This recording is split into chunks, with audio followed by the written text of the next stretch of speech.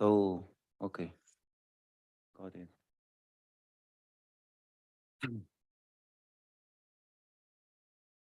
Okay, great. Yeah, thank you very much. Not live yet. Okay, now we're live. Okay. Okay, great. Yeah, thank you everyone for coming today again, even though it's Friday, and I guess that's the reason why attendance is a little bit lower today than yesterday. We are going to continue introducing the course. As you may remember, yesterday we have sort of a motivational lecture where we explain a lot about, what's the current state of computer architecture and what are different things where we are working, and many other people are working as well in computer architecture. We go more into the details today about the memory systems. This lecture, as you see, is memory systems, challenges and opportunities, because it's in the memory system where we are putting a lot of the effort, I would say most of the effort, in optimizing current computing systems, because there is where some of the biggest bottlenecks reside. Remember, we talked yesterday about 4 key directions. All of them are related to memory as well. The first one, fundamentally secure, reliable, and safe architectures. This affects memory for sure. We mentioned briefly the RowHammer problem, the RowHammer phenomenon yesterday. We are going to talk a little bit more about it, and I think that at some point you will have like longer lectures about RowHammer. We are going to talk as well about how energy efficient memory is, what's the cost in terms of energy, in terms of joules of bringing data from memory to the processor, and that's going to be very good motivation for the lectures we will have in the next week about memory-centric architectures or systems with processing in memory capabilities. You can call them memory-centric or data-centric. We are going to talk also about low latency and predictability in computing systems and how memory or the access to data affects to that. It's something that we are going to introduce as well today. And finally, yeah, of course, in all architectures that you design, regardless of whether they are more or less general purpose or whether they are specialized for specific applications like AI or ML or genomics, you'll need to somehow dimension the memory as it's needed in terms of memory capacity, in terms of bandwidth or latency as well. Same as yesterday, feel free to raise your hand, ask any questions at any point, and we will clarify. This is going to be the first part of today's lecture, lecture 2A. We have a lecture 2B, but that's just course logistics. We will cover it in the last minutes of the class. Okay, so let's start talking about memory and also about the storage, because both of them are essentially the same. It's key differences in the way that you access either memory and storage and how far they are from the processor, from the compute units, but in the end, they are for the same purpose, right? Keeping data that can be used at some point by the processor, and it's needed by the users. And why memory is so important. That's what we are going to discuss today, and why it is so problematic as well. We are going to do this with 4 different perspectives, or 3 perspectives, and then we will talk about trends, challenges, and opportunities as well. So we are going to talk about the performance perspective, how is memory affecting the performance of computing systems, the energy perspective, how related it is with the energy consumption, and finally, in terms of scaling, reliability, and security, how memory is affecting computing systems. And main memory, there is main memory, same as there is usually storage in all computing systems, regardless of whether it's a CPU, a GPU, or an FPGA.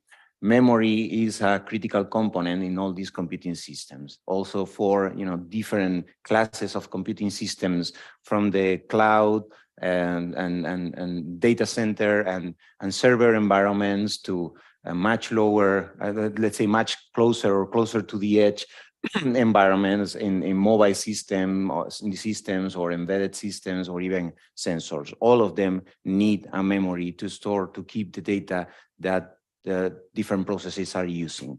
And this memory system needs to scale. Why is that? Because systems scale, right? And they're the same as processors, improve over time. We want memory to improve over time in order to fulfill the needs of the users. In the end, we always need more performance. We, at the same time, should try to obtain or to have more energy efficiency, because in the end, these are driving also, the evolution of societies and countries. And talking about memory scaling, what that means is that it needs to scale in size, hopefully bigger and bigger. Technology might change, but efficiency will hopefully increase as well over time. We should try to keep cost relatively low, right? It's not good that you must have access to some technology that is very good for certain characteristics or has certain characteristics that make it very good, but if it is too costly, then we really have an issue. And as well, management algorithms. And when we talk about management algorithms, it's a kind of ample definition, but for now, just to give you an example, you can think about memory controllers, how they schedule requests to memory in order to bring data to the cache hierarchy, right? And think about cases where you have different types of data access or different data access patterns, and you also have different users as well.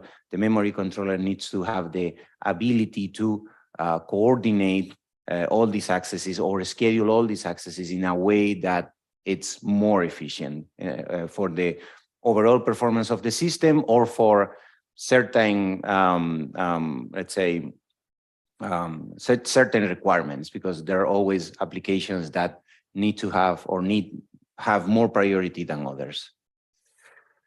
Okay, and as I said, well, it's also in FPGAs, it's in GPUs, all of them have a memory. Normally, the term main memory applies in a host system to the DRAM memory that is connected through memory channels to the host processor, typically a CPU.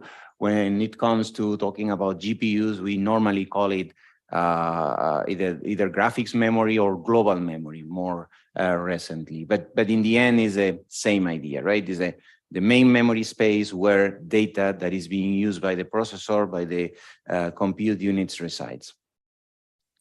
And memory indeed occupies a lot of area of the whole area of processors, right? You can see this, let's say, toy representation of a processor, of a CPU. And as you can see, there are 9 cores in this figure, but except the cores, the rest of them is related to the access to data. Is either L2 cache, by the way, these are, well, shared, it says shared L2 cache in this particular configuration. It's called shared, or it's supposed to be shared, but inside the cores themselves, there is also an L1, so the first level of cache, and there are also registers as well. So even there, and those are not highlighted in any green color or something, but there is memory. Then we have L2, we have L3, and we also need to have memory controllers to access some shared memory, some external memory of chip memory, typically the main memory for a CPU, right? And then we also have the storage. So you can see that most of the system is dedicated to storing and moving data. They are not so much, let's say, highlighted here in this figure, but you can also see all these interconnects for the different components to access data in other places, right? So most of the system is dedicated to moving data, to storing and moving data, but still the system is bottlenecked by memory. And we are going to discuss today many reasons for that. The current state of main memory system is that recent technology, architecture, and application trends lead to new requirements and exacerbate old requirements. DRAM and memory controllers, as we know them today, are and will be unlikely to satisfy all these requirements. So this is just invitation to try to improve the memory systems and the way that we access memory systems. And there are some opportunities, right? There are some potential ways of improving the memory system by taking advantage, for example, of emerging non-volatile memory technologies. I think we talked yesterday about 3D Xpoint or Intel Optane as an example of PCM memory that has been at least and at some point commercialized and yeah, has been put in the market, made available to users. How successful something in particular is will depend on the market needs, but those are new opportunities, right? It's a memory that, even though might be a little bit slower in terms of latency, but it provides significantly higher capacity. And that's one of the things that we need in these memory systems. Another point here is that they somehow allow to merge memory and storage because of the fact that they are persistent. It's not same as DRAM that need to refresh every now and then the memory cells in order to keep the charge of the capacitors and this way keep the data. With non-volatile memories, it's persistent memory. The data is not going to disappear even if you shut down the computer. So in that sense, we can talk about merging memory and storage. But in the end, all these potential trends invite us to rethink the main memory subsystem or the main memory system, and to first fix DRAM issues and enable emerging memory technologies, and also to satisfy all requirements from programs from the users. So some major trends that are affecting main memory. First of all, the need for memory capacity, more and more memory capacity, higher bandwidth, and increasing quality of service. We should make sure that users receive what they expect. The second the main trend here is that the main memory energy and power is a key system design concern. As we are going to discuss today, main memory is taking most of the energy that is consumed in computing systems. That's also very good motivation for the lectures that we will have next week. And finally, DRAM technology scaling is ending. So let's discuss each of these major trends one by one. The first one related to main memory capacity, bandwidth, and quality of service increasing. We have multi-core systems. I mean, in the last, I would say, 20 years, we have seen how chips have doubled the number of cores every couple of years or something like that. It's quite frequent that all of us have laptops with maybe 8, 12 cores. Even in our cell phones, there are multiple cores. And I'm talking only about CPUs, not even mentioning GPUs, and that's something that really impacts the way that memory performs, the way that you can exploit the capacity that memory has, and the way that you exploit the bandwidth that memory provides. We have more and more data-intensive applications, so there is an increasing demand and hunger for data, and this is happening in all different environments, from cloud to mobile devices, from CPUs, GPUs, and other heterogeneous devices. So to continue with this, let me see, okay, to continue with this, we can analyze this plot about the memory capacity, how the memory capacity has changed over time. The plot, as you see, is from 2009, but the projections that this paper made are more or less are currently the same way, right? As I said before, we observe how the core count doubles every 2 years. That's something that started around 20 years ago, right? So you see what's the trend. However, the DIMM capacity, the capacity of DRAM chips and DRAM DIMMs is not doubling at the same pace. This is happening at every 3 years. And the problem with that is that there is an increasing gap between the number of cores that we have in the system and the total capacity. So what that means is that the average capacity per core is more and more small. It's smaller and smaller, right? So the memory capacity per core is expected to drop by 30% every 2 years. And, and the trend is even worse for memory bandwidth per core. So memory bandwidth also increases, but not that much. In fact, out of these three characteristics, capacity, bandwidth, and latency of DRAM, capacity is the one that has improved the most. It has improved like in, let's say, 20 years, it has improved by more than 100 times. Bandwidth has also improved, but only about 20 times. And latency is simply, well, pretty bad, right? Well, there are different reasons for that. One first reason is that reducing the latency of access to DRAM is pretty challenging because of how DRAM is designed. In the end, think about basic operation of DRAM. You have a capacitor. The capacitor contains a certain amount of charge. At some point, when you want to access the data, you enable the word line, enable the access transistor so that the capacitor starts leaking charge onto the bit line. And these charge in the bit line can be sensed by the sense amplifier and then amplified, right? That's how it works.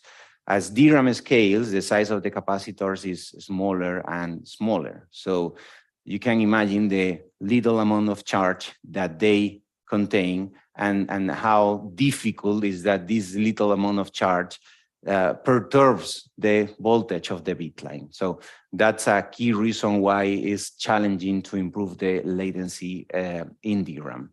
And that's why it has improved. I mean, it's one of the reasons. Another reason is that bandwidth, so it's memories have been mainly optimized for capacity, which is something I believe obvious, right? You need more and more capacity because we are generating new data every day. And also bandwidth, which is something I believe that makes a lot of sense in systems where you have more and more cores. Because if you have more cores, you can also run more programs at the same time, or even in the same program, you can run more threads at the same time, and they are going to request data from memory. So if you provide higher bandwidth, you optimize for more bandwidth, it will be fast, it will be better to serve all the requests from different cores and different threads. So these are, let's say, potential reasons why these two have improved, but latency has not improved that much. And that's really bad because latency is important for many different applications. There are certain applications that are latency sensitive. And what that means is that the application cannot make progress until some data has been received, right? And this affects databases, graph for tree processing, data analytics, and also data center workloads. But yeah, in the end, it's not only latency, it's also bandwidth, and it's also the need for more memory capacity that make memory a big performance bottleneck. And that's in server workloads or data center workloads as the ones in the previous slide, but also in mobile workloads or consumer workloads like these ones that I mentioned yesterday from one work of our group published in 2018, an analysis of data movement in Google consumer applications like Chrome, TensorFlow Mobile, and these BP9 for video playback and capture, right? As Google's video codec. So all of them affected by the bad performance of memory. So in the end, as Richard Seitz said in an article in 1966, is the memory stupid? And that's there at the top, you can see one quote from the paper. I expect that over the coming decade, memory subsystem design will be the only important design issue for microprocessors. So back in 1996, it was pretty clear that memory, the access to data, it was going to be the biggest performance bottleneck in computing systems. Professor Mutlu himself already found this when he was working in his PhD thesis. This is from his run-ahead execution paper and published in 2003, as you see. He did some analysis. I think that these were spec workloads, and what he observed is that most of the execution time, most of the execution cycles were spent on going to the main memory and bringing data to the cache hierarchy. They were L2 misses, right? Assuming a compute system with 2 levels of cache.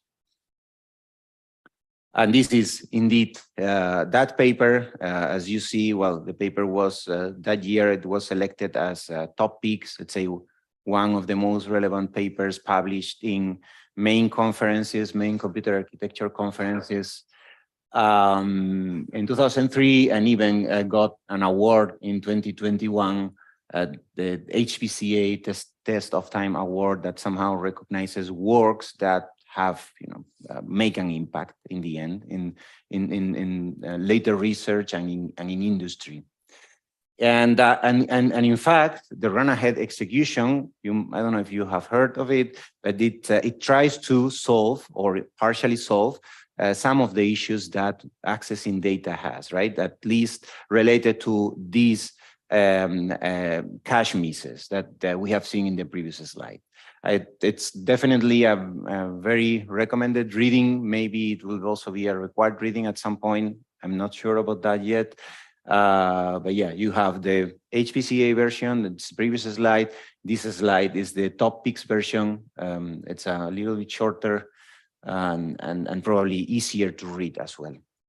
And here you have, indeed, this was one lecture of this course 2 years ago. And yeah, also would recommend you to watch this lecture.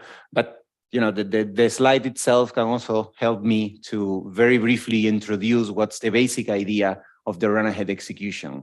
So if you have something like the timeline at the top, observe that at the very first, we have some compute. So the cores are working. These are out of order cores with a certain instruction window. Those are essentially the instructions that are on the fly in the out of order processor.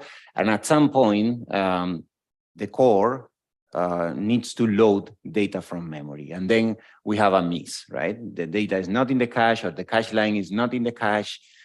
So you have to go to memory. That's why we have this long stall, maybe hundreds of cycles until the cache line is brought from the main memory, right? Of course, right after the miss, there might still be some on the fly, some instructions that are on the fly and they commit, right? In the meantime, while we are already accessing memory. And at some point data comes, computation can continue, the core can continue processing data, and suddenly you have another miss, right? So again, need to go to the main memory, stall the pipeline for hundreds of cycles, probably, until you can continue the execution. So the idea of there might be, or there are different ways of dealing with these misses, right, and trying to accelerate the execution. Yesterday in the lecture, I mentioned prefetching. So if you know in some way, let's say, for example, because your memory accesses are predictable, they are always regular, right, and you know what's going to be the next cache line that you need, you can do prefetching. You can prefetch one cache line and bring it to the cache hierarchy in advance before the load miss happens, right? But for some specific workloads that have more irregular memory accesses, or the access patterns change more frequently, it's more difficult for prefetchers to do the right thing, right? And there is where something like the run-ahead execution might make sense. As you see, the key idea is that as soon as the load miss happens, the core stops computing, let's say, but it enters in a different mode that is called the run-ahead mode. And this mode continues fetching instructions and decoding them and executing the corresponding micro operations in order to try to figure out what are going to be the next cache misses that will happen. So eventually, if it reaches to a point where some value that resides in a memory address is needed, and this cache line is not in the cache hierarchy, then it will also cause a miss, and it will also trigger a memory access, right? And by taking advantage of memory level parallelism, we can request two cache lines at the same time from memory, right? And that means that when the cache lines arrive, there won't be a load miss, right, anymore. There will be a hit and execution can continue. That's the key idea. You may ask, okay, what happens with anything that has been computed while the processor was in run-ahead mode? Well, you don't really need those values, right? You have been spending some energy, some cycles on computing data that is useless. You get rid of that data because in reality, what you wanted are the cache lines that are already in the cache hierarchy, and they now produce a heat, right? So that's the key idea. This was very impactful at its time. I remember there was a SAM processor that had this run-ahead execution, and more recently, this NVIDIA Denver, an ARM processor from NVIDIA. You see, this is from 2015. It's also using this run-ahead execution, as the paper explained. And also, in fact, as the paper explained, it helps to complement hardware prefetching, and even it can help training the prefetcher. So let's say, insights that have been obtained by the run-ahead execution can also be useful to train the prefetcher and prefetch, do, let's say, more accurate prefetches in the near future. So yeah, a potential way of solving some of the issues that memory has. Yeah, this is also from this article by Richard Seitz. It's The Memory Stupid, talking about the alpha architecture that they were designing in the late 80s.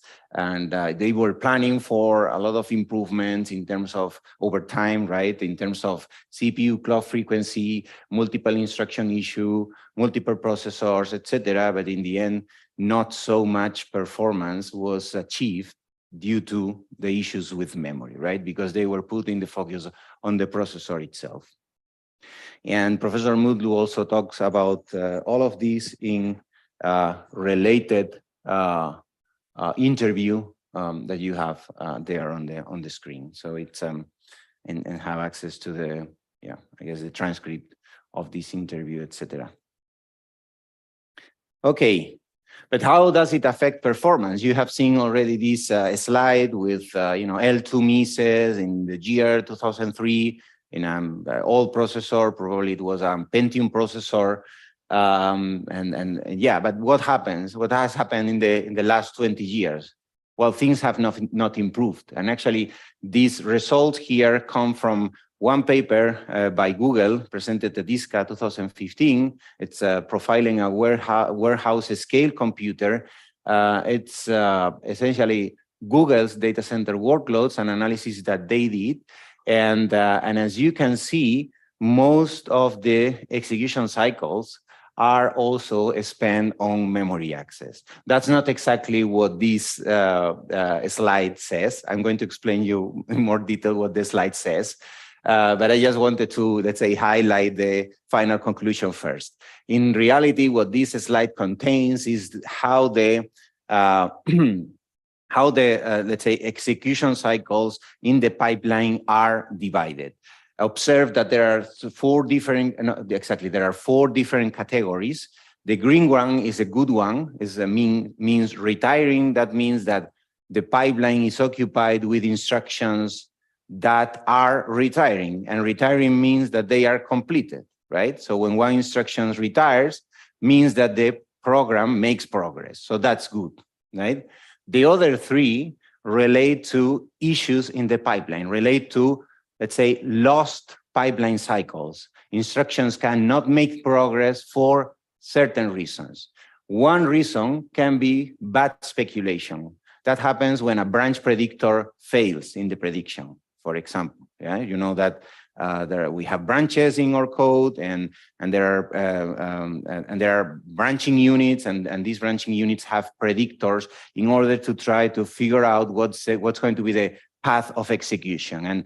And this way start fetching instructions that likely will be executed, and this way accelerate the execution, right? Well, those predictors may fail, and if they fail, then you are wasting some cycles, but not so many, right? In some other cases, is the front end. In Intel CPUs, when we talk about the front end, what we mean is let's say the beginning of the execution, where the instructions are fetched and decoded, right? So if instructions are not in the instruction cache, you will also have a miss, and you will have to go to the main memory to bring more instructions. So as you see, in some cases, well, they are taking longer, more cycles, that the pipeline is stalled due to these front-end bound issues. In other cases, not that much. But as you can see, most of the execution cycles in most of the workloads are spent in these backend bound issues. When we talk about the backend, we can talk about two main parts. One is the execution units themselves. The other one is the access to data in any of the levels of the cache hierarchy or the main memory. Well, it's compute or data, but as you can imagine, in most of the cases, the issues are coming from data. Processors are typically superscalar, they have multiple execution units, and it's not that frequent that one instruction has to wait because another instruction is using one specific ALU, right? One specific execution unit. So most of these are due to the access to data. And in fact, it's what we see with a little bit more detail in this other plot. Half of cycles are spent stalled on caches. Half of the cycles of the execution is what this slide says, are spent on waiting for data in the caches. And that's even though most of the compute system or most of the CPU and the compute system is devoted to access to data, or is devoted to storing data. So as you see, we have in this AMD Barcelona from 2006, we have a L3 cache, we have L2 caches. Remember that inside the course, we also have L1 and we have registers. Here we have DRAM controller, memory interface. There we have the DRAM DIMMs. So a lot of the area of this processor is in the memory system.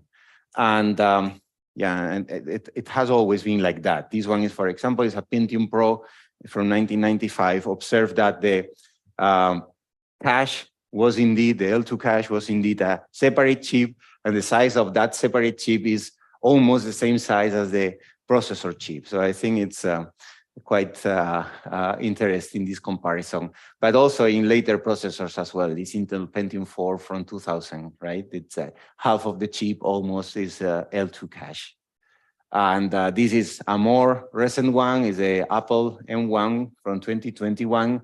Yeah, if you check the different components that are shown here, we have L2 here, we have a cache here, more L2, there we have the memory channels, right, to access, and yeah, and half of the die almost is also the GPU. The different memory spaces in the GPU are not indicated, but GPUs also have their own cache, and they have, by the way, large register files that are significantly larger than in CPUs.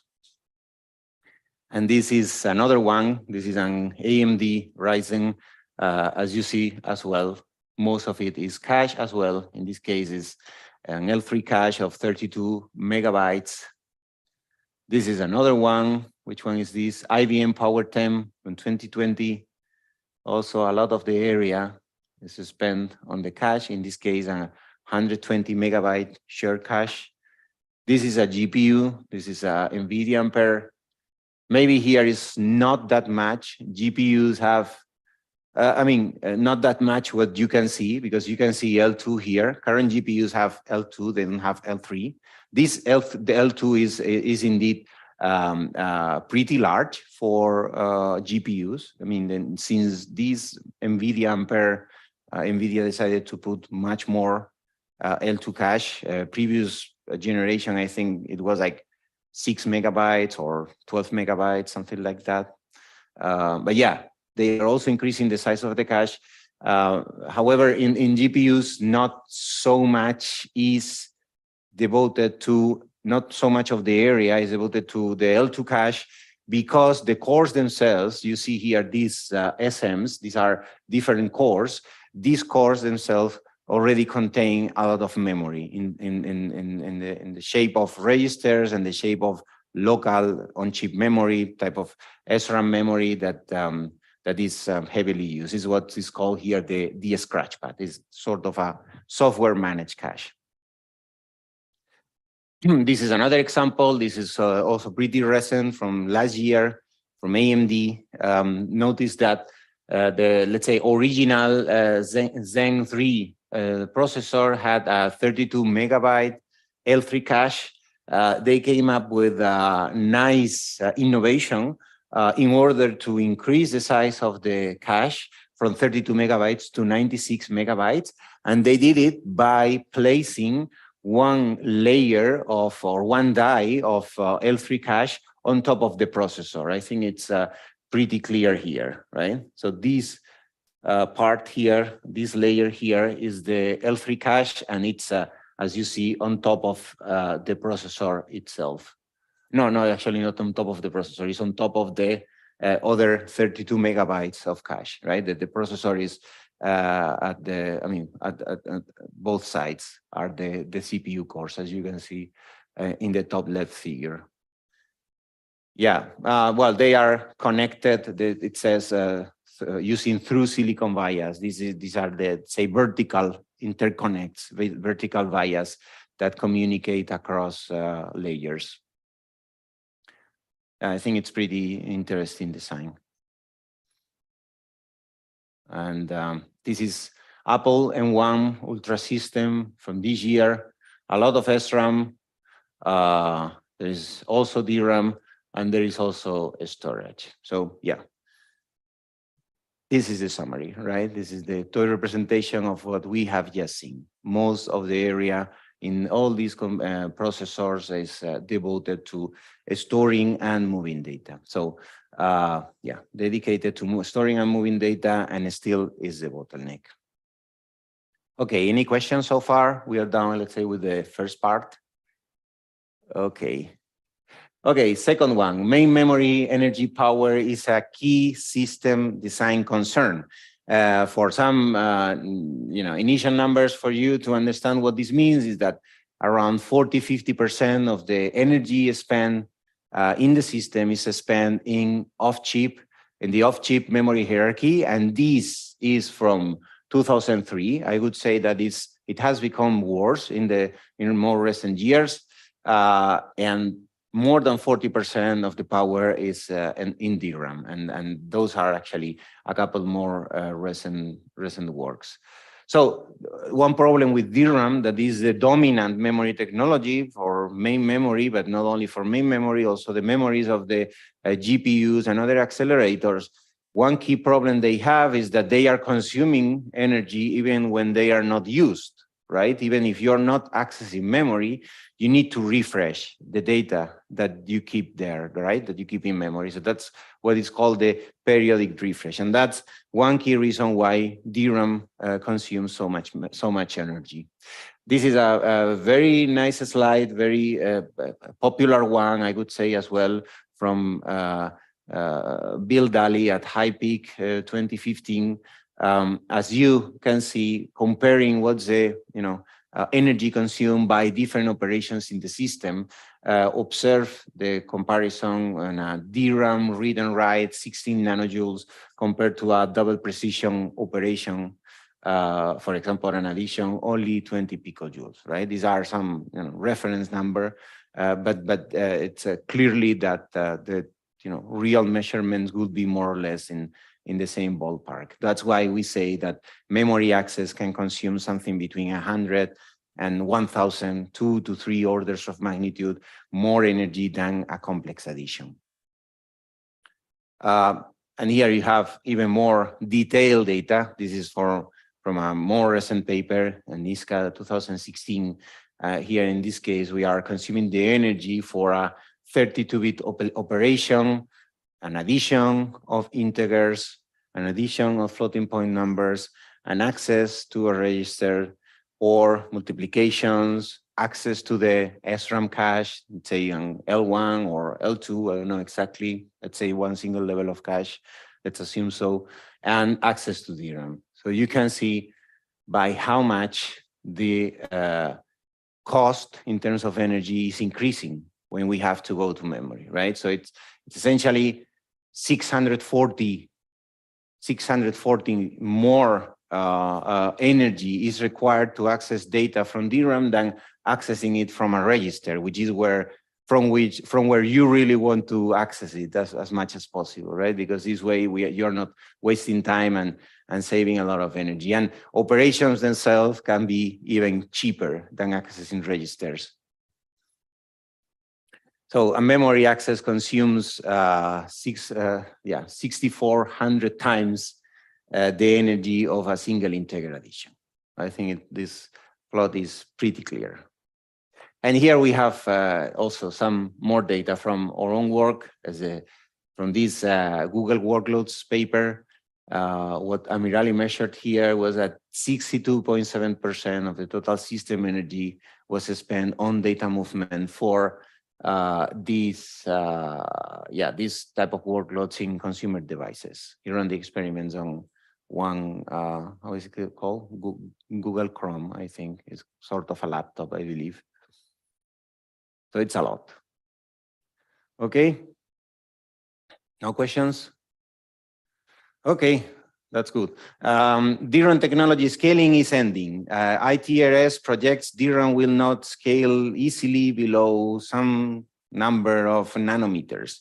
Scaling has provided many benefits because we could have higher capacity, more density, lower cost, and lower energy as well. But this also has downsides. The DRAM has a problem with the scaling. One of the key reasons, this happens as well in other charge-based type of memories. But yeah, that's one key reason is that the data is stored in a capacitor. It's a charge-based memory, and the capacitor must be large enough to enable sensing, as I mentioned earlier, and the access transistor should as well be large enough to avoid leakage or reduce the leakage as much as possible and increase the retention time as much as possible. In the end, if you want more capacity, you want denser memories, then you'll have to make them smaller, right? And there is where problems start to appear. And that's why, well, back in 2013 or in 2009, it was pretty clear that scaling beyond that was going to be very challenging. So DRAM capacity, cost, and energy power are hard to scale. And as I mentioned, that's something that affects not only memory, but also not only DRAM, but also other types of memories that are charge-based and flash memory that we typically use in SSDs these days. It's also charge-based. In that case, instead of having a capacitor, as in the DRAM cell, what we have is a floating gate, and this floating gate is where the charge is stored. So then, depending on how much charge you have here, you will have more or less current between the source and the drain, right? And based on that, you will read 0 or 1. That's the key idea in the operation of flash memories. But yeah, both get their retention and reliability affected due to storing charge and due to the fact that the specific unit, either the floating gate or the capacitor that is storing the charge, is smaller and smaller as we scale the system. And this causes errors for sure. This is from a paper from our group published in DSN 2015. It's this student of Professor Mutlu did an analysis of Facebook servers, and he could measure the failure time. I mean, the failure rate, the relative failure rate in Google servers when increasing the chip density. So more chip density, clearly also less reliability. And this is the paper with the analysis and modeling of memory errors that they found in the servers at Facebook. So these kind of studies require infrastructures. Remember, yesterday we were talking about research. We talked also about creating the infrastructures and the tools that you need to do the analysis that you want to do, right? And all these works were used with some specific platforms or some specific tools that were developed with that intention in mind, with those goals in mind. Observe that these typically have, well, in this case, here we have the DIMMs, and then we have an FPGA. Here we seem to also have FPGAs as well, but then there is, either some fan in order to cool down the systems, or some heater if we want to warm up and increase the temperature of the DIMMs, and also observe or measure how they perform at different temperatures, which is also pretty important, right? And one good example of all these studies is the RowHammer, the original RowHammer paper, flipping bits in memory without accessing them. That was presented at ISCA 2015. Actually, I think, exactly. This one was the infrastructure that they developed to do this analysis of bit flips in DRAM DIMMs. And as you see, well, there is a temperature controller connected to a heater, and then we have here arrays of FPGAs, each of them with their own DIMMs that are being analyzed and let's say heavily in order to flip bits and study this RowHammer phenomenon. So this sort of infrastructure is really necessary for these kind of studies. There you have another picture, similar one. And it's in the end, you know, all different developments for all the different papers and projects that you have seen in the previous slide. They were all, you know, all this knowledge was put together in this SoftNC platform that was presented 5 years ago at HVCA. And the first author is Hassan. He indeed defended his PhD thesis yesterday, and this is one of his the key contributions of his work. This platform has been extensively used in our group, but also in other groups as well for similar studies.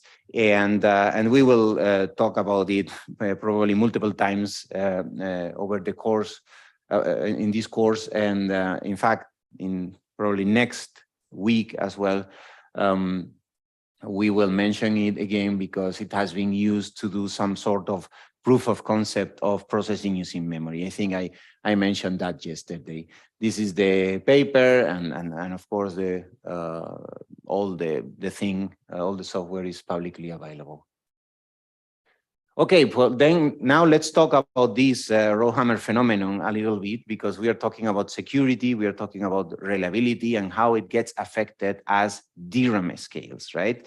And the key idea or the key discovery in this paper from ISCA 2014 is that one can predictably induce errors in most DRAM memory chips. That's what is called the DRAM RowHammer.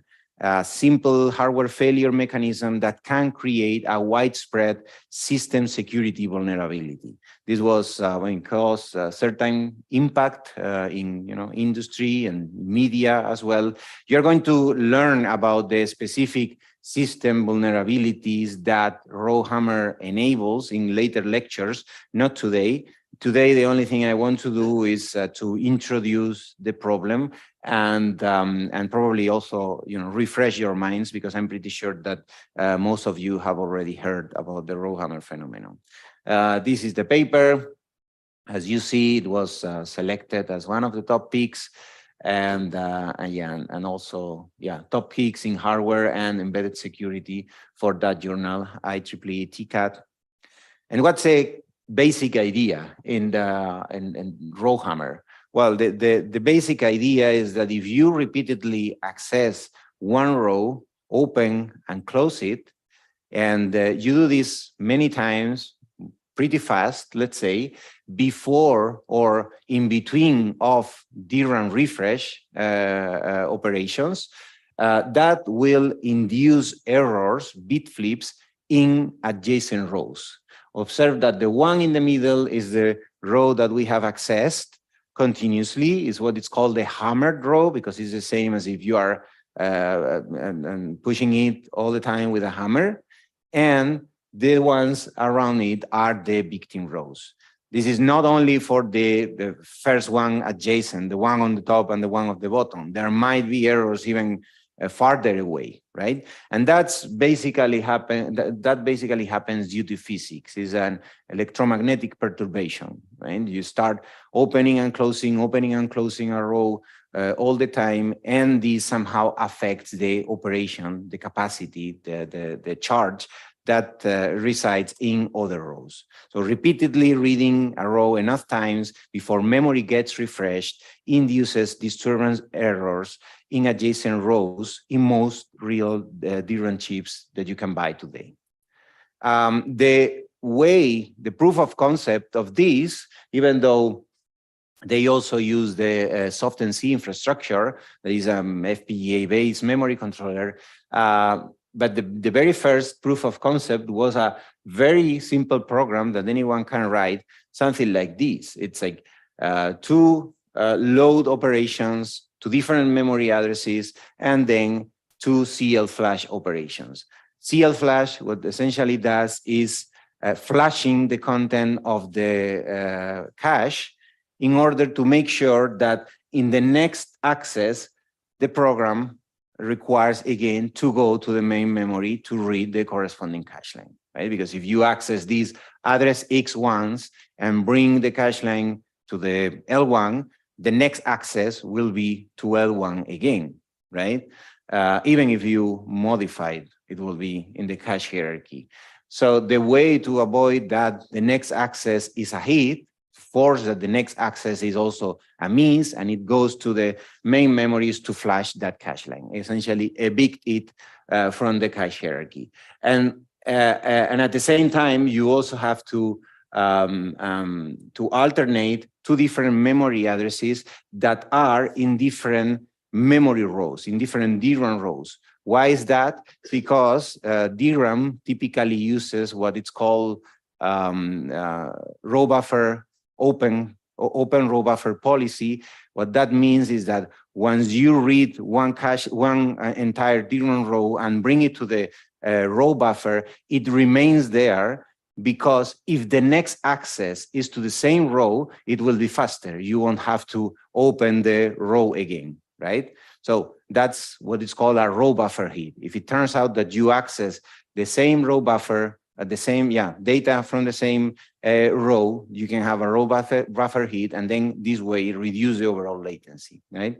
So that's why, in order to perform the attack, you first need to avoid cache hits by flushing the cache line from the cache, and second, read or alternate between two different rows that are in the same subarray in a way that, you see, you have to open the row again and again, and this way you can induce errors in the adjacent rows. So that's the basic operation, and that's, as you see, pretty simple code. I forgot to mention this mFence. This is just to make sure that the next iteration of the loop doesn't happen until these instructions are committed, until these instructions are completely done, until you make sure that the cache lines are flashed, essentially.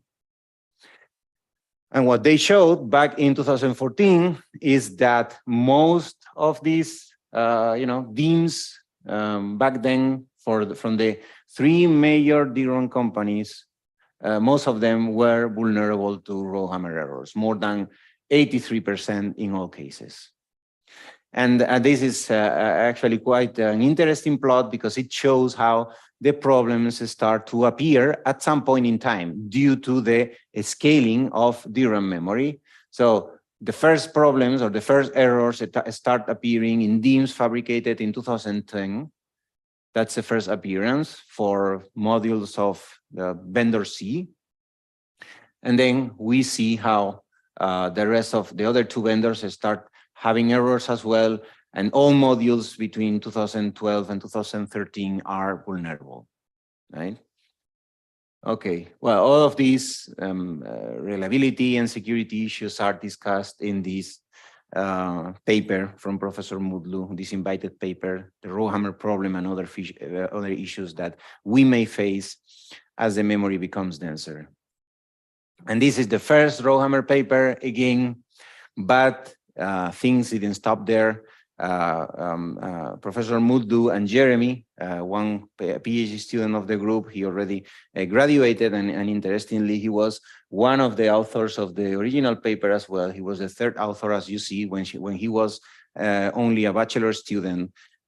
They both wrote this retrospective a few years later, right? 5 years later. Very interesting reading as well. And Jeremy himself led the analysis of much more recent DRAM DIMMs in this Revisiting RowHammer paper published 2 years ago. And what he observed is that things are not going better. In some cases are even going worse. This particular plot, what they show is for 3 different manufacturers, it's the hammer count, so the number of times that you need to access one row until you manage to cause bit flips in those specific memories. And you see that here we have all technology node for DDR3, newer one, same for DDR4, for the new for DDR4, and then 2 different nodes of LPDDR4.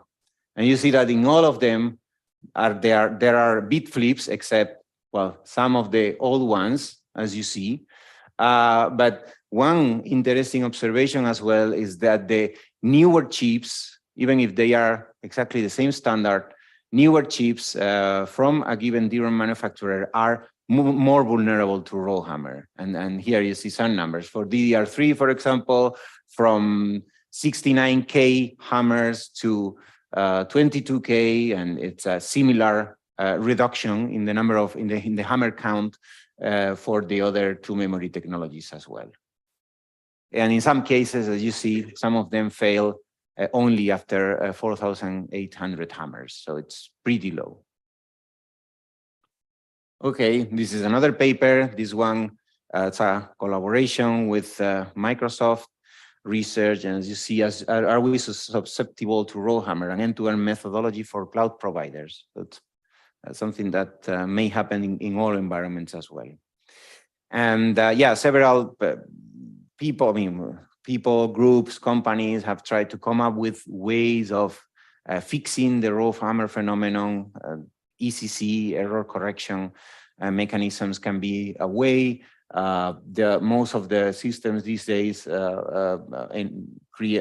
they have this target row refresh technique to avoid the RowHammer, but still, in this paper, for example, we showed that it's still possible to exploit RowHammer even in systems or even in memories that have or enable this target row refresh.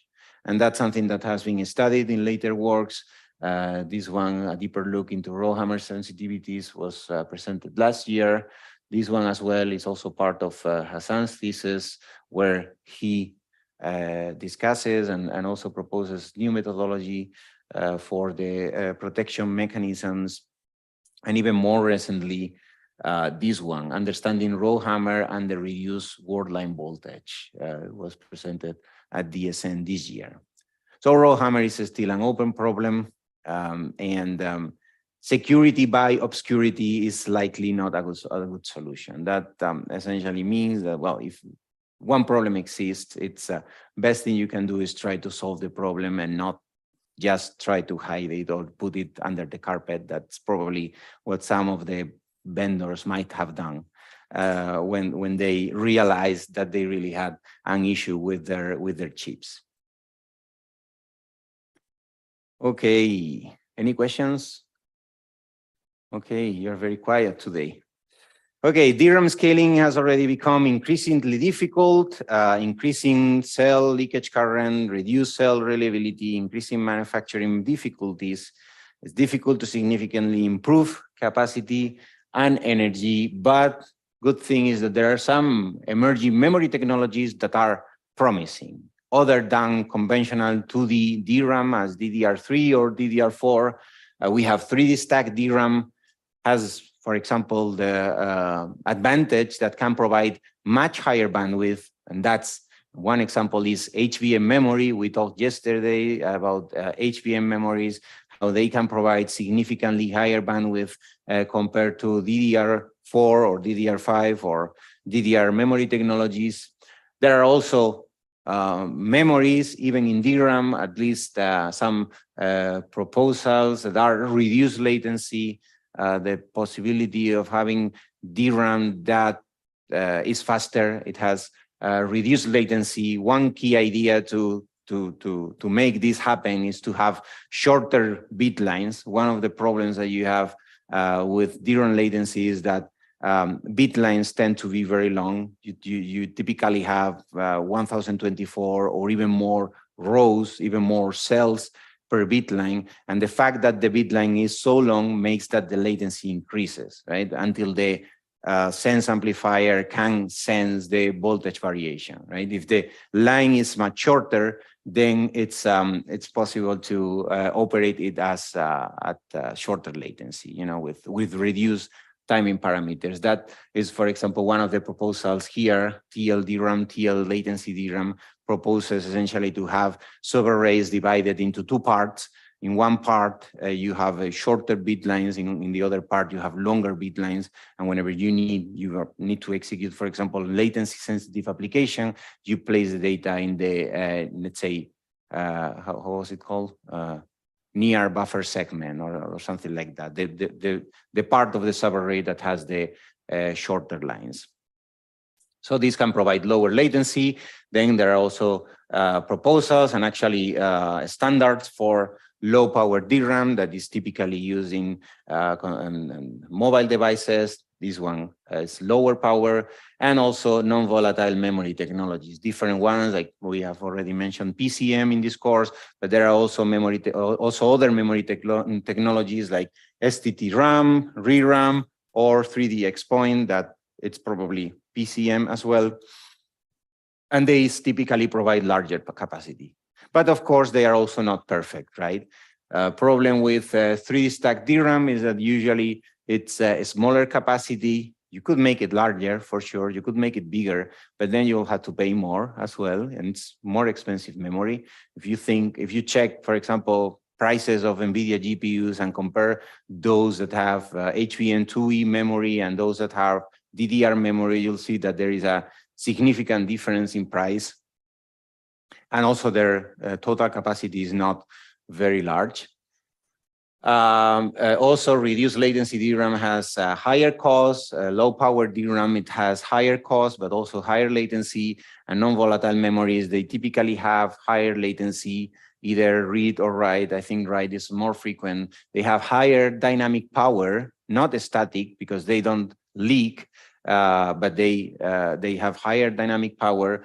And also lower endurance. What essentially means is that at some point they stop working, right? At some point the cells wear out and you cannot use them anymore. You cannot write them anymore, right? So that's one problem that essentially all non-volatile memories have, more or less, right? So and then it might be more serious or less serious, but all of them have it.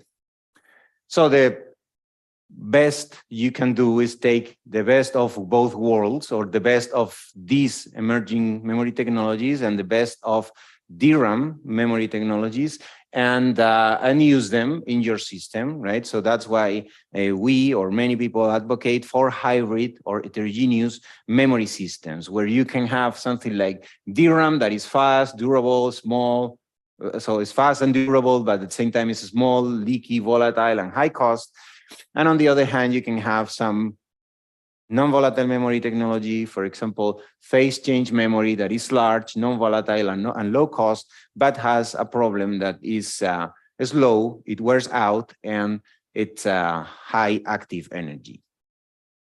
But to do so, you will need to manage the data allocation and data movement in a smart way. And to do so, it's necessary to have the corresponding or the necessary hardware and software to manage that. We need the memory controllers to be able to do so, to be able to take care of data placement, take care of memory access scheduling, etc. Right? And that's what we call the need for intelligent memory controllers. And this is not just, let's say, something that is said by people at academia. Also, industry is writing papers about it. This is from a joint paper written by Samsung and Intel, where they discuss some of the scaling challenges in DRAM related, for example, to refresh, to bit line resistance, to variable retention time, etc. It's called co-architecting controllers and DRAM to enhance DRAM process scaling. I think this was published in 2014. Yeah, exactly, in the Memory Forum 2014. So intelligent memory controllers are necessary.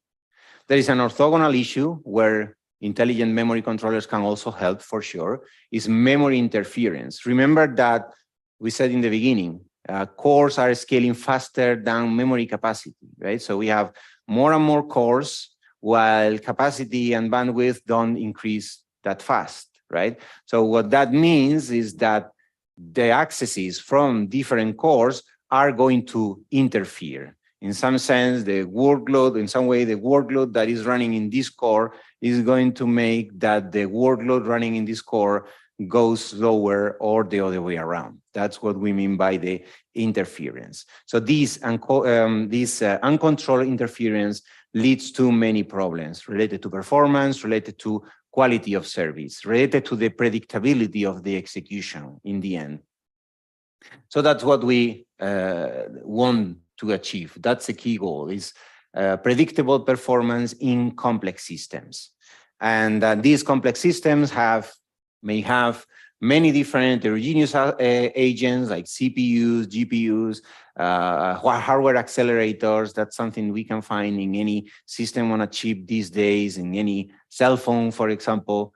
We will have all of them together, and they are accessing all of them the same memory, either DRAM or hybrid memory, but they are doing it through the same memory controllers, right?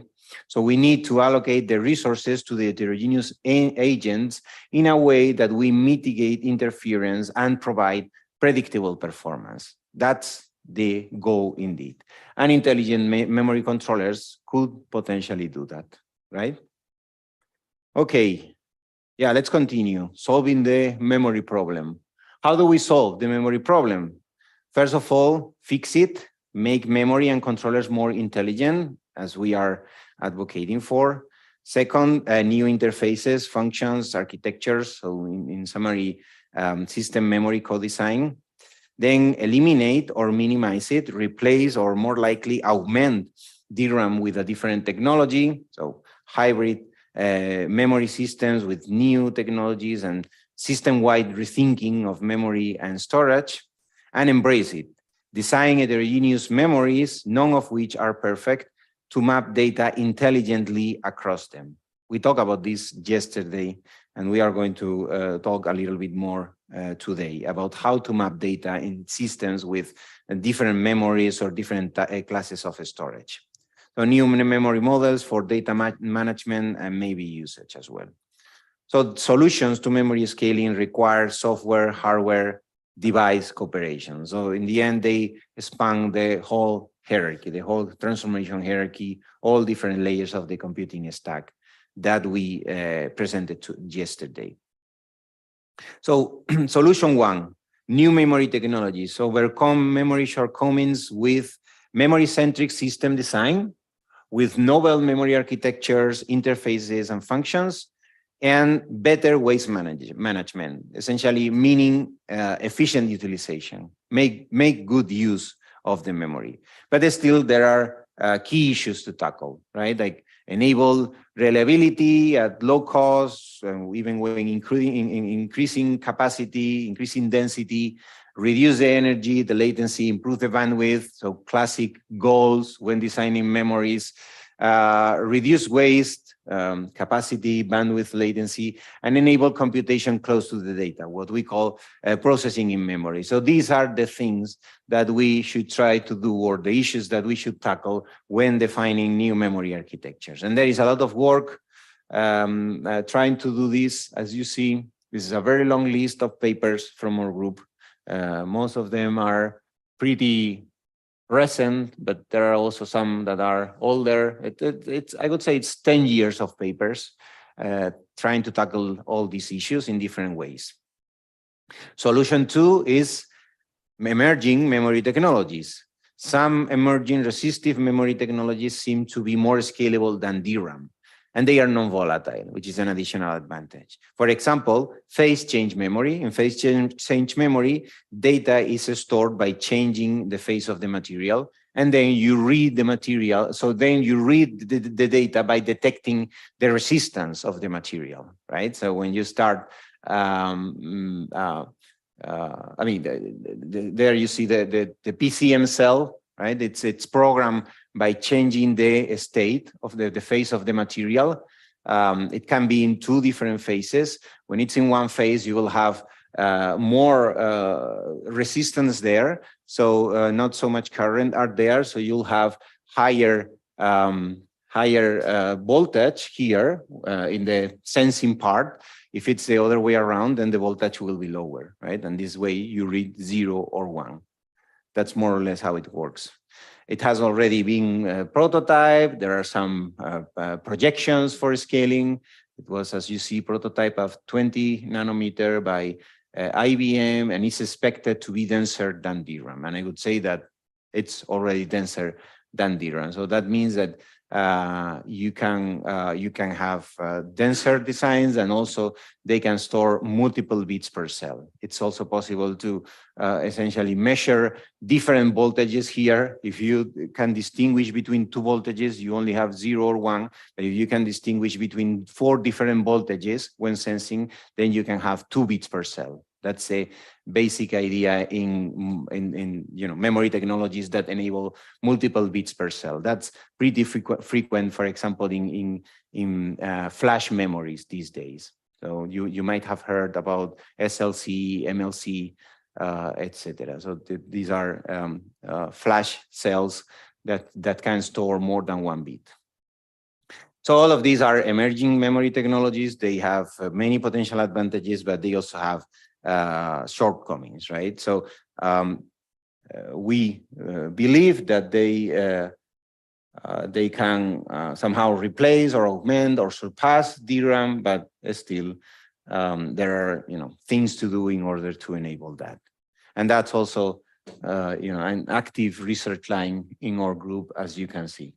First papers there are from 2009, 2010 until essentially last year. So that's the idea, right? Enabling hybrid or heterogeneous memory systems where you can have DRAM that is a well-known memory technology, is reliable, is fast, and at the same time, some other memory technology that might have some other pros and cons, but it can somehow supplement or complement what DRAM cannot provide, right? Yesterday, we presented this as an example of a heterogeneous memory system where we have different memories with different reliability characteristics, right? We have some memories that are more reliable. This is actually memory error vulnerability for different types of data, right? And there are some data that are more vulnerable, some other data that are more tolerant. They are fine, still fine if there are some errors there or some bit flips. So yeah, what you're going to do is probably placing the data, depending on whether it's more vulnerable or less vulnerable, you will place it in more reliable or less reliable memory, right? That at the same time is also lower cost. So this is the heterogeneous reliability memory work from 2014.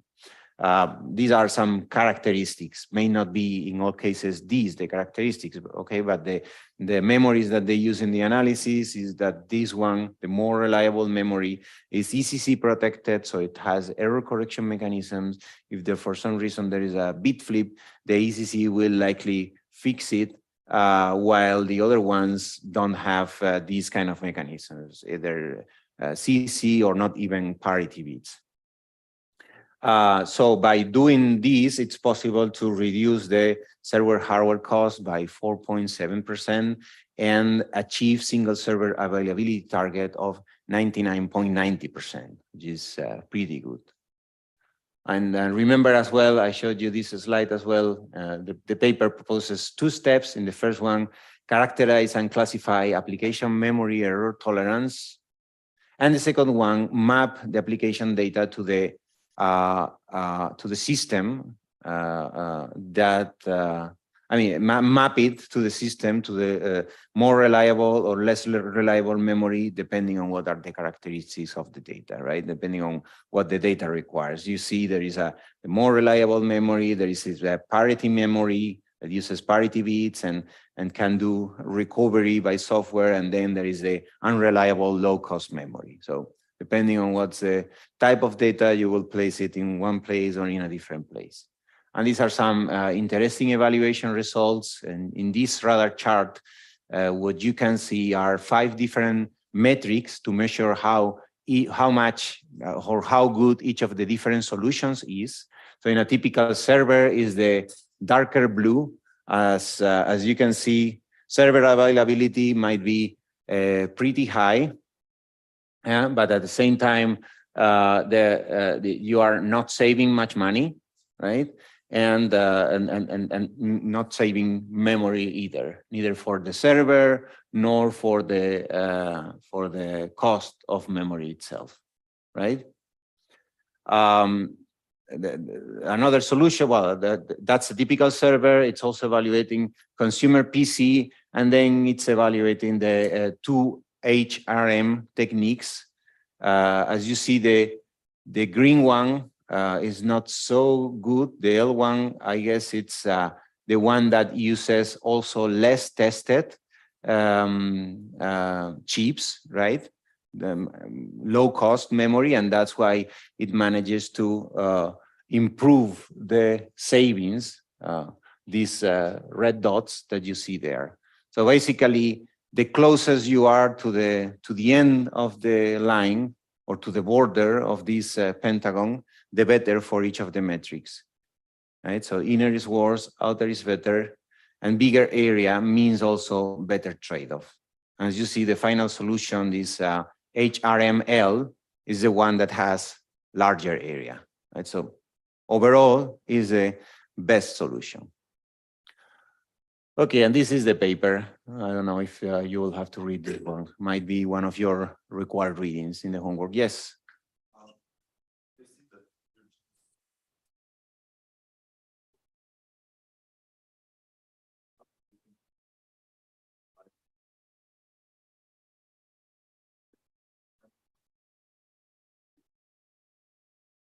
Yeah, that's actually a good question, and I think it's a good question, and I think it's also difficult to answer as well. Why is that? Because it all depends on it all depends in the end on the hardware software co-design that you need for all these proposals. The very first thing that you can do is, let's say, have 2 different ways of allocating memory. And give this capability to the programmer. That would be the easiest, right? In terms of development of the system itself. If you give that capability to the programmer, you can have, let's say, pretty fast time to market, right? Because it's just enable the heterogeneous memory system and then give this ability to the user and to the programmer. But that also puts a lot of burden. It might be faster to, let's say, release the system itself, but it will be more difficult that it's really used, right? So what is more desirable? Is more desirable in order to, for widespread adoption of any new idea, and in this case, heterogeneous memory systems, you prefer that a lot of the tasks and management tasks that you need to do are transparent to the programmers, right? Are transparent to the users. And there is where, for example, memory schedulers have something to do, because they may decide what's the right place to place data, right? Depending on what are the characteristics. Here we are talking about vulnerability, but we may also talk about how frequency of access of data and with performance in mind rather than reliability, right? And you could have a controller that it's able to identify what data is hotter and what data is colder, meaning what data is more frequently accessed or was accessed more recently, and place it in the fast memory, while the other data that has never been accessed, or maybe it was only accessed in the beginning of the execution, but not anymore, you just keep it in the low memory, in the slower memory. In this case, that will be probably higher capacity as well. So in the end, it's all about that. It's all about enabling the technologies, but then try to make them easier to use. And in the end, our end user are the programmers, and they are in the end the ones who suffer from all this novelty, right?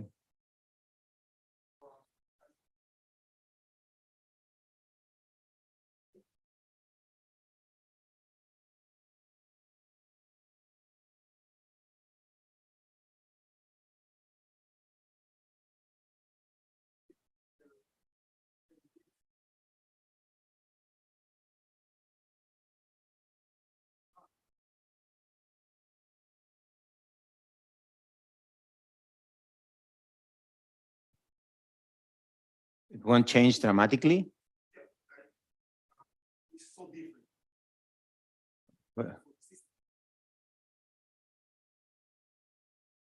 Well, in terms of programming, I don't know, you were talking about different accelerators, right? If you want to use accelerators, you have to program them.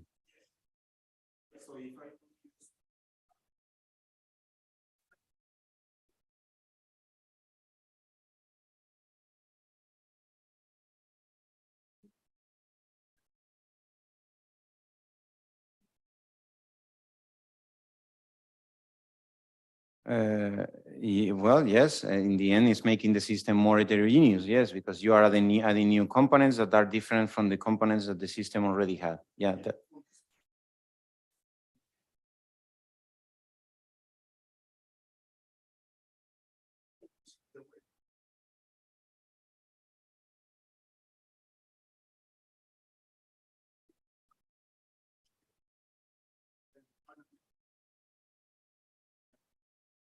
Yeah, I guess that's more or less what I was saying.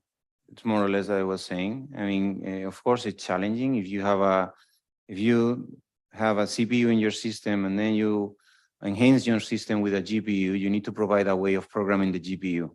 If you tell the old programmer who used to program the system using, I don't know, C or Java or something, you ask him or her to now use the GPU, we will say, okay, let me first go to ETH and take a GPU programming course, right? That's the very first thing that he or she will answer, right? Because it's not transparent, right? But at some point, and after having some understanding of how systems work, hopefully it will be possible to create new tools. Compilers, for example, can help there on defining what workload is more suitable for a specific type of accelerator or a type of processor, and generate code for them. I'm not saying that things can likely be done in a transparent manner, but it's not straightforward. And it's the same for heterogeneous memories as well.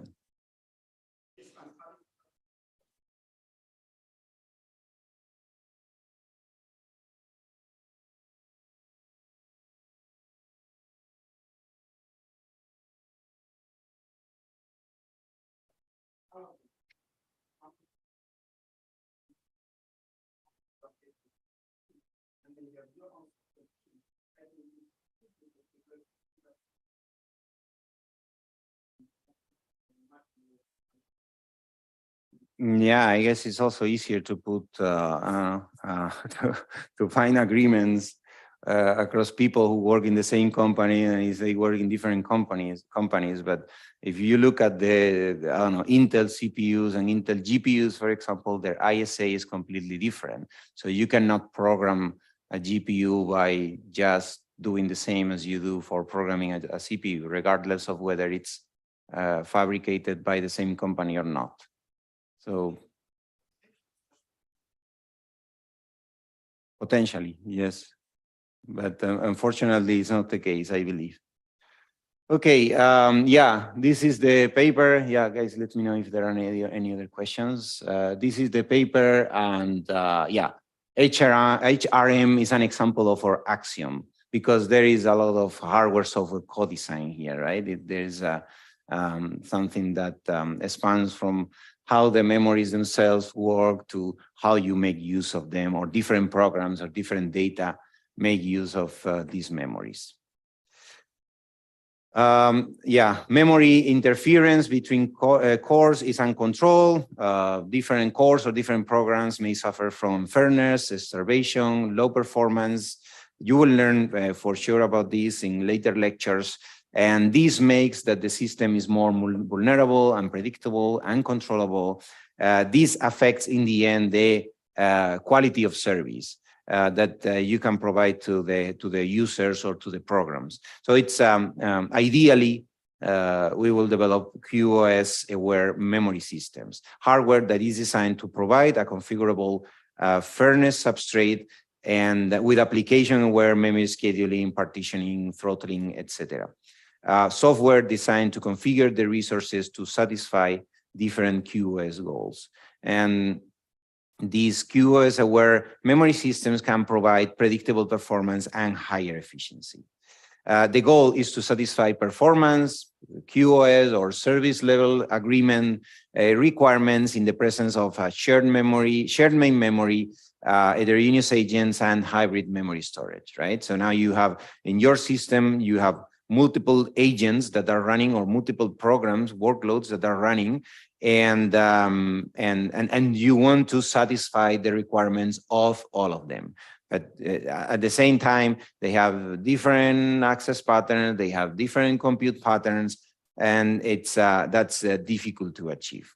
So the approach is to develop techniques, models to accurately estimate the performance loss of an application or agent in the presence of resource sharing, and develop mechanisms, both hardware and software, to enable the resource partitioning and prioritization needed to achieve the required performance levels for all applications, and all of them while providing high system performance.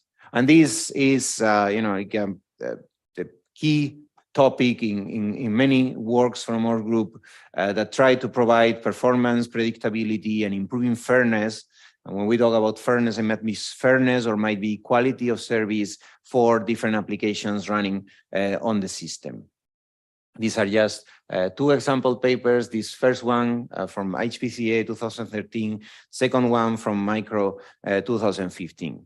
And this relates a lot to how memory controllers work and how they schedule accesses coming from different programs running on the CPU, GPU, hardware accelerators, etc. Because we have many of these different types of processors or engines in the real systems. Observe this Apple M1 with the CPU cores, with neural engine or accelerator for neural networks. It has also GPU. There are, in fact, different types of CPU cores. These performance cores are more powerful. These ones, efficiency core, they are more energy efficient. They are lower power.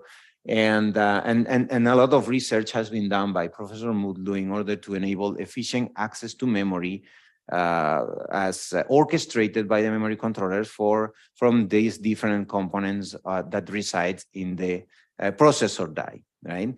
I think this is one of his first contributions is this method and apparatus to control memory accesses in the year 2001. And while he was at Microsoft Research, he work on some of these. This in fact is very interesting one, memory performance attacks.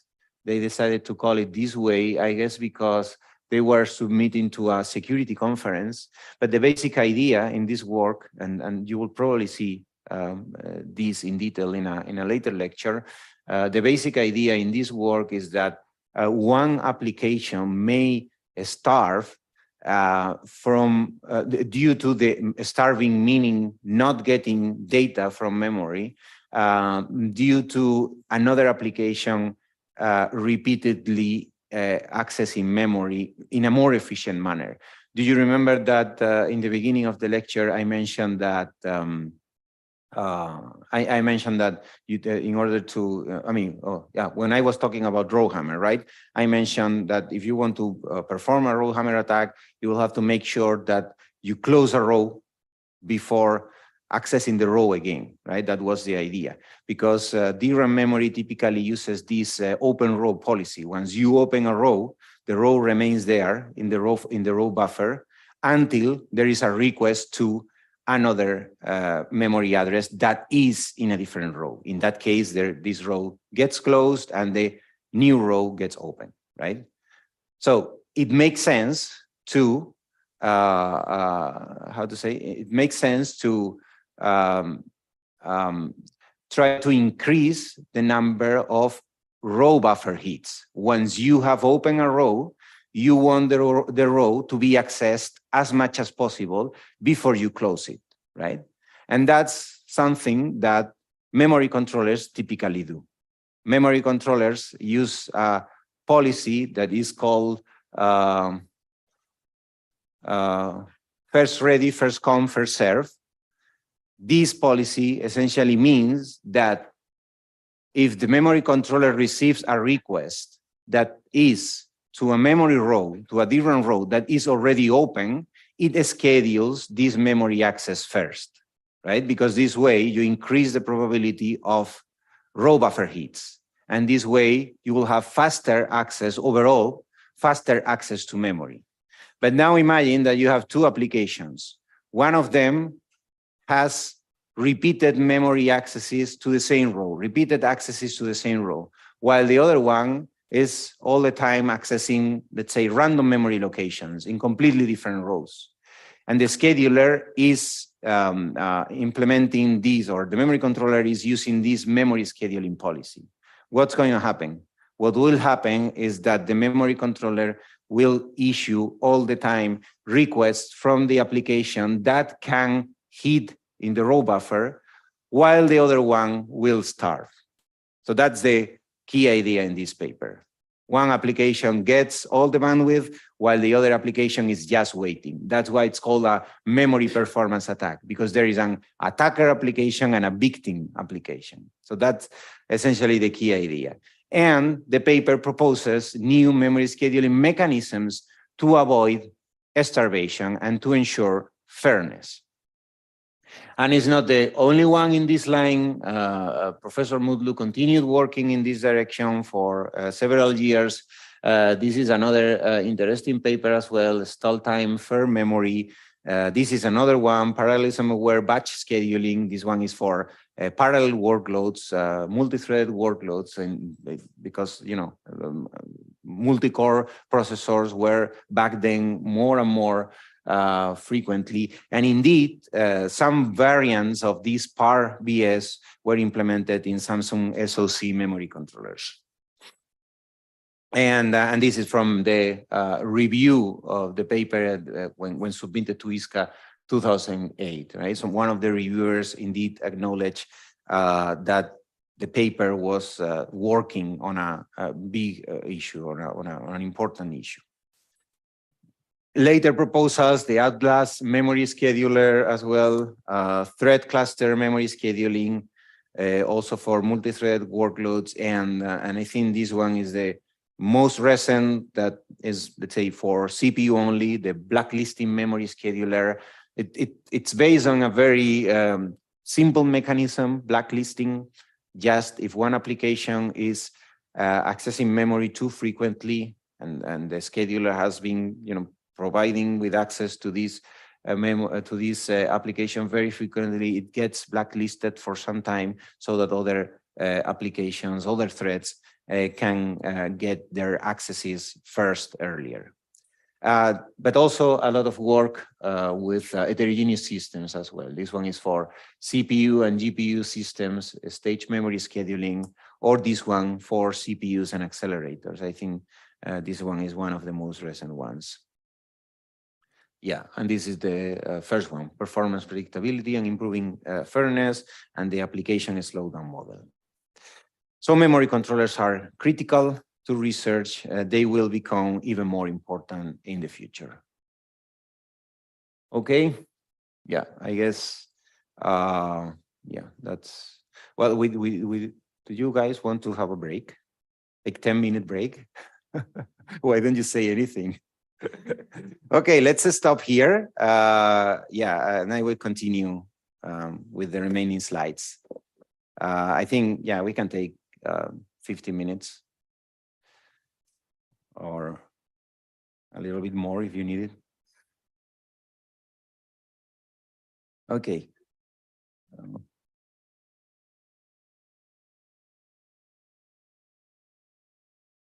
Yeah.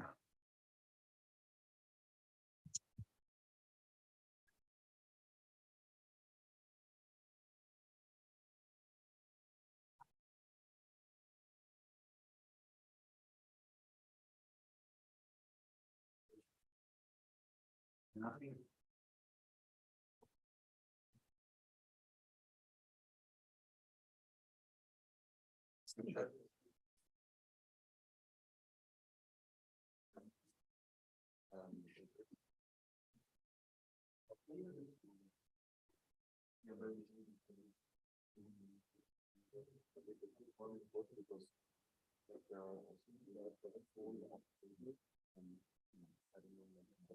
That's happening more in these two initial lectures, I would say, because it's, we are somehow trying to frame the course in this wide overview or the way that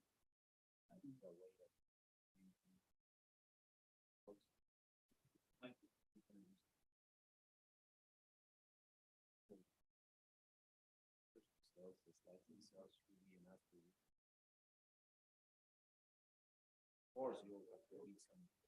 Yes, the more you read, you will also get extra credit. That's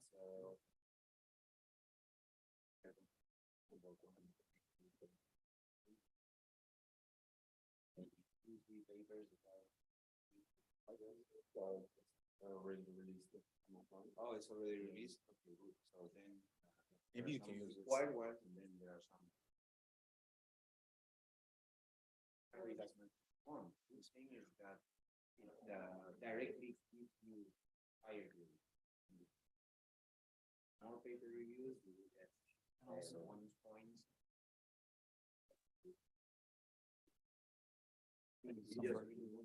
Yeah, the phone is actually the screen is at the charge. The basic. Oh, you don't even need to. I don't have the clock. So the 15 and then and you from the way the lecture. Where do you want to go?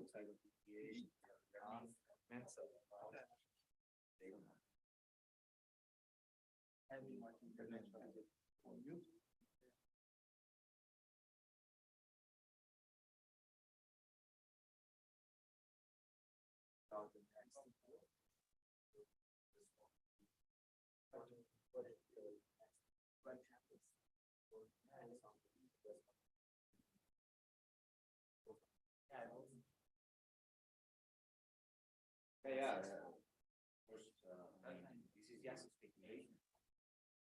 It's a way of speculative preparation of behavior. So you assume that in many cases will be useful. Cases might happen that instead the next law is data dependent and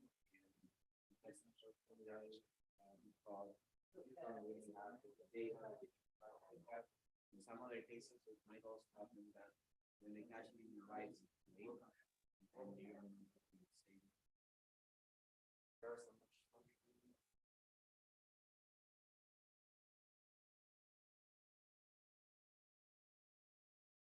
the branch of execution itself is speculated.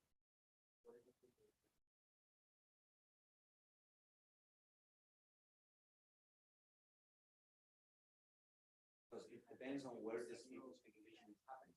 When I talk about speculation, it might be in different places, on branches. When you decide to go for the most likely path, you are speculating that that affects branch range. No, not because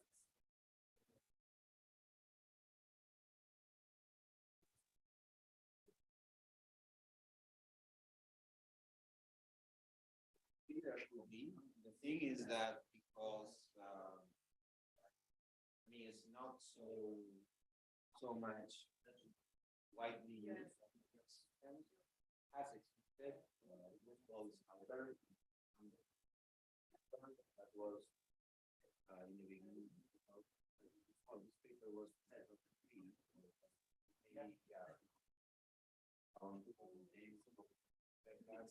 There were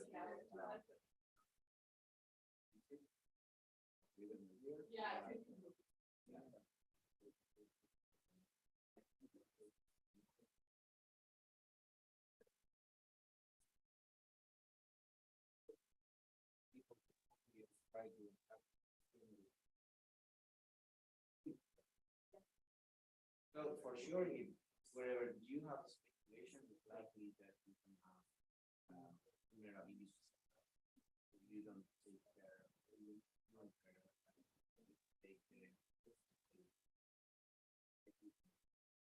why is that? Because when there is a speculation,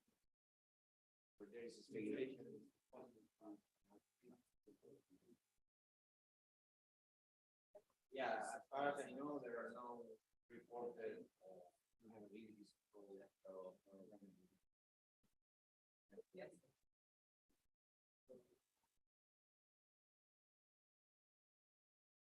No.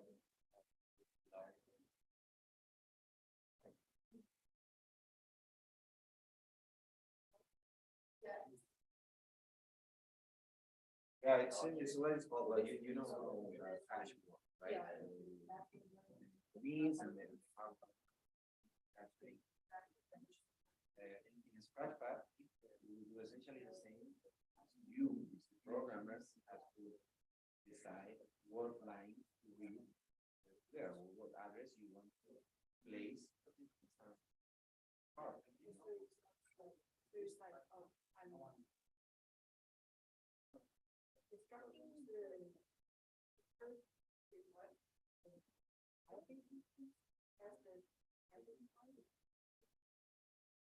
No, so you can see it as a separate hash, also in the sheet, and you can specifically allocate.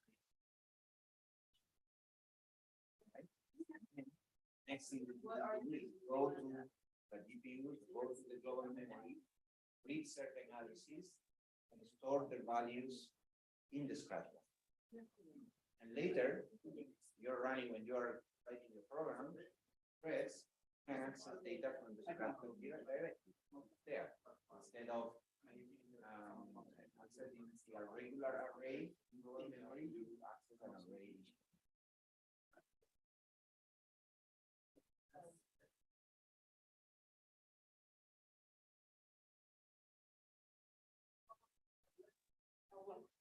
How is different? Yeah. It's different because it's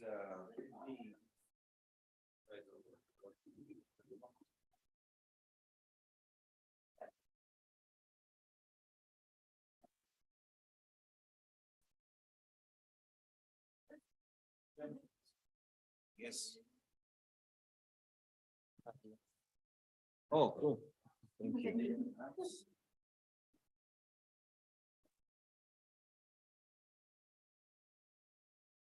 This is the problem.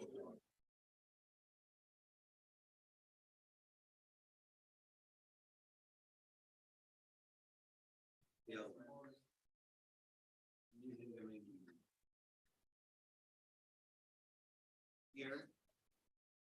have the splashback, and here you have zero.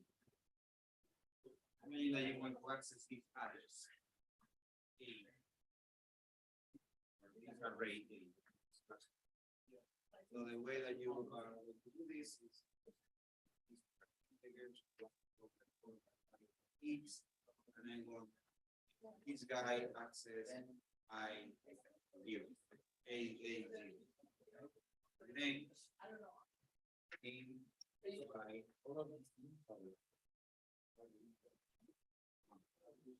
right? And that's all what you do. This is 0, 7, 1, they both are in the same direction. So with this one, you have a miss. With this one, you have a hit. What would I do if I have a scratch? What I will do is, first of all, I declare an array. Let's call it. Let me just write something like this. Scratch. In. I'm going to call it A. I'm going to have size 100. Okay. This way, I'm allocating on arrays here. It's called A. While array A is right. Next thing I do is A 0 plus A 0. A 1 well, A 1 so on. Right? This is a miss. And this will likely be a hit, but a hit in the cache, because probably here there is an L2. And if there is no L2, it will be a miss as well. And now you ask me, oh, why is this a good idea? Because if the hardware is controlling these, the hardware also controls when the cache line is evicted. Right? And I, as a programmer, know that. While if I'm doing this, I know exactly where the data is. The data is here for as long as I want. And that's the basic. And you are giving the programmer the data resides in.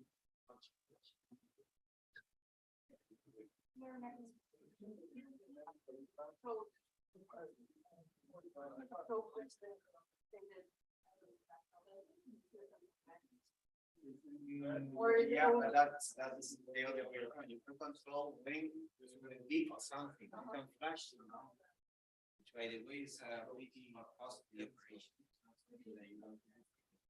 But you cannot control when something flash. I mean, there might be ways, but in a reasonable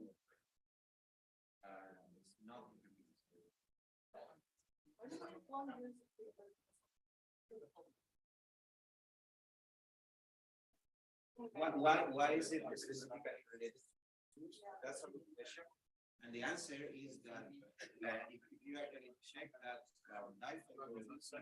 most of the area is spent on the processor, because you want to have multiple compute units parallel, right? But at the same time, you don't need so much dark. Why is that? Because GPUs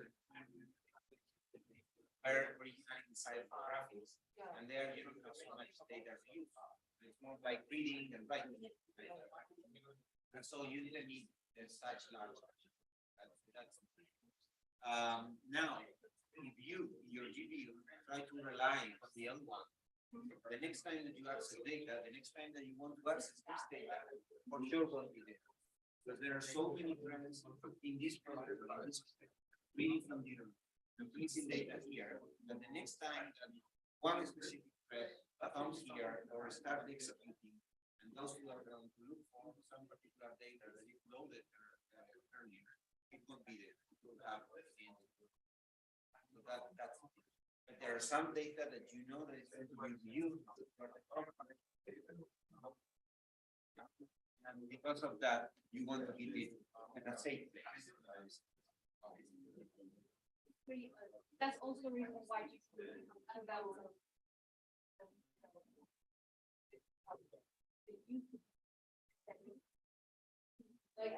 like in general more say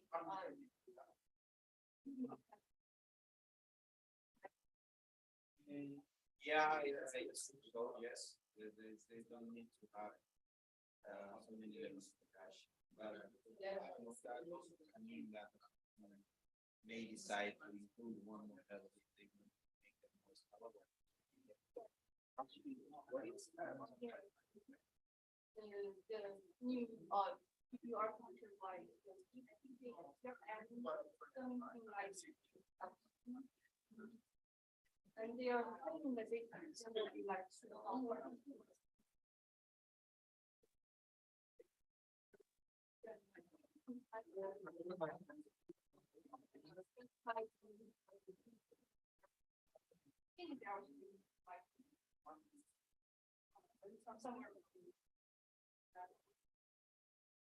I mean, that might be a decision. I'm not against that. If you have a faster memory that is also it's large enough, but probably those preserve the fact that you have more cache, more memory, right? So you not always believe what vendors say. But it doesn't need to be a idea.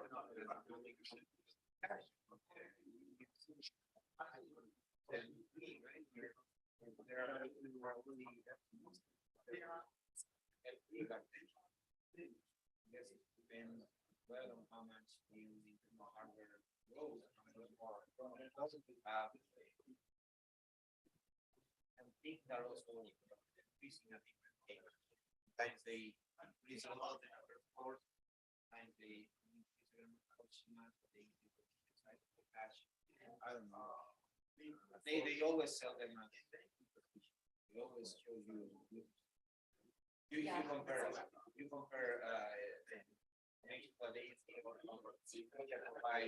and when they announce architecture, they compare and you see like 2 times, 3 times performance speed. Then you go to the real world, run the thing more space and be like 50%.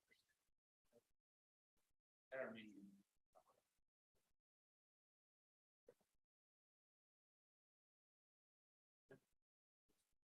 No.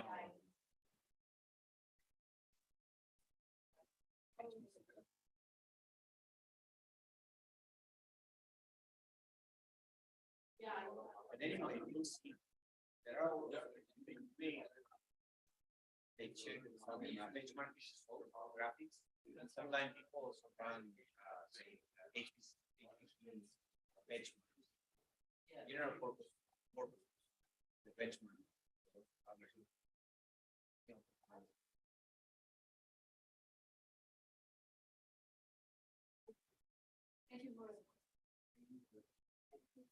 I have been looking at the in-memory processing techniques that you have for this Huffman architecture. It seems like I would seem like an interesting project to implement something. Okay. Yeah, that sounds super cool. And from what I understood from these benchmark papers, that databases would probably benefit the most. Yeah, are you familiar with database operators? Big. Okay. Okay, well, and we already you can download our code. You can start today running the code. You download the SDK as well, because there is a simulator. You can directly install it in your Linux system and start using it. And you can run the workloads that we develop. There's benchmarks that are there in GitHub, and it's not the only thing. And so if you want to start getting familiar with that, that's perfect. In fact, we started to work in this direction of creating database operators. That's why in the print benchmark we have select and unique. And my plans were adding more operators, like for example, point, it can be and a few more. So my suggestion is, if you are convinced that you want to work in this direction, I think it's a good direction for us. Yeah, it's also say starting is more straightforward than other potential topics. Why is that? Because this is just programming a real system. Also, if you have a little bit of background in parallel computing, then it will be pretty easy for you to start. You have some experience with threads or maybe yeah, so then it will be pretty easy to start. You'll see it's easier than CPU programs, for example. So my recommendation for now is that you read the papers, especially the first one that I authored, that one very thoroughly to understand as much as you can, because that's important later to optimize the workloads. And then you can download the benchmark suite, start running it, reading code, etc. That's something you can do by yourself right away. And if you want, we can talk again next week. I will both days, so we can talk again next week. And what I will do is recommend you to read a little bit about database operators, and also try to first goal here would be to identify which database operators and those database operators are more widely used. There are some popular benchmarks databases that are TBC, you might have heard of TBC benchmarks, and they are essentially a sequence of queries using maybe select, join, and these and that. So predefined sequence of queries that you could execute using the operators. So in the end, the goal will be to develop those operators that are more widely used in the queries. How many? I don't know. That's something that we will decide. But that also depends. Depending on how excited you are, we can try to have more and then write a paper and then publish, because it can be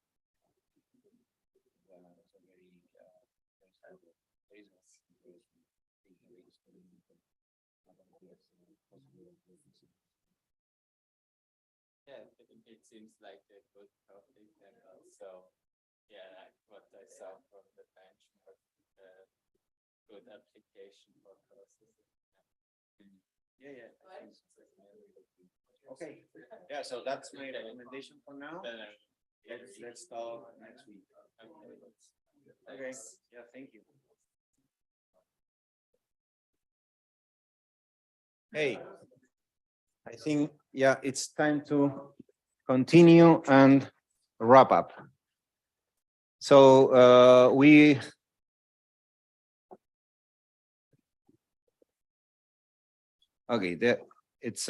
were here. We had just talked about memory controllers, memory scheduling policies to optimize. There's a question on YouTube. Maybe I should. Okay, yeah, let's go. So it's about, it's regarding the memory performance attacks. And the question asks if this issue still exists in this, like today. And they're referring to RowHammer and saying that this was found out, RowHammer was found many years ago and it got worse. So did the manufacturers actually implement fixes for these memory performance attacks? I mean, I think the problem still exists. I think that the reason why both problems still exist is different, right? In case of DRAM, RowHammer, we still have the problem because memory gets denser, right? And which is good for some things, but it also makes it more vulnerable. So that's one reason. For the memory performance attacks, I would say that they are still possible to carry out because the memory controllers probably in the real world, we don't know exactly, right? We don't know how much impact in industry, all the works that I mentioned before the break have really impacted. Probably some of them did, right? But of course, vendors are not going to tell you, I'm using ideas from this paper, right? But one thing that is sure is that these FR, FC, FS, scheduling policy that I mentioned, like keep accessing the row that is open to reduce latency, overall latency, and increase bandwidth is for sure still the, let's say, most widely used policy. And by the way, it's as well used in the previous works. It's only that the previous works propose mechanisms to avoid unfairness or to avoid starvation under certain situations, right? If there are two workloads with similar access patterns, probably you don't have to worry so much because both they will be treated in a similar way by the scheduler. But if you have two workloads that are very different in the way that they access memory, probably it will be good to, try to do other type of scheduling. But for sure, the key, the main scheduling policy is FRCFS these days. I hope that answers the question. Okay, yeah, so let's continue. Well, in terms of memory controllers, something is, even though it's relatively old work, because as you see, it's from 2008, but it's very much forward-looking. Why is that? Because here, what the authors proposed was a memory controller that can optimize itself. And the way to do so is by using a reinforcement learning approach. I'm pretty sure that you guys that for sure know already a lot of machine learning and artificial intelligence and neural networks have heard about reinforcement learning. This is more and more used to develop systems or for systems that can adapt based on the environment. Typically, an agent that receives information from the environment and makes decisions based on what is happening in the environment, the information that receives from the environment, and the rewards that it receives for the decisions that it made, right? And here, the authors try to use this RL approach in the memory controller. And they definitely showed that it was possible to train the memory controller with an RL-based policy and make it more efficient over time. Of course, if the workloads don't change radically, right? Because in the end, it's changing from the past experience. So past experience is important to make good decisions in the future.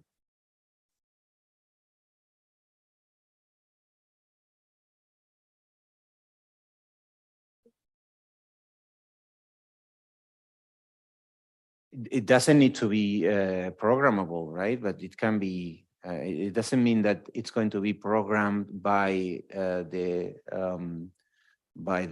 programmer, for example, or by some user. It seems that it means that it's hardware, right? And in hardware, one thing that so something can be hardware, but that doesn't mean that it cannot change its behavior, right?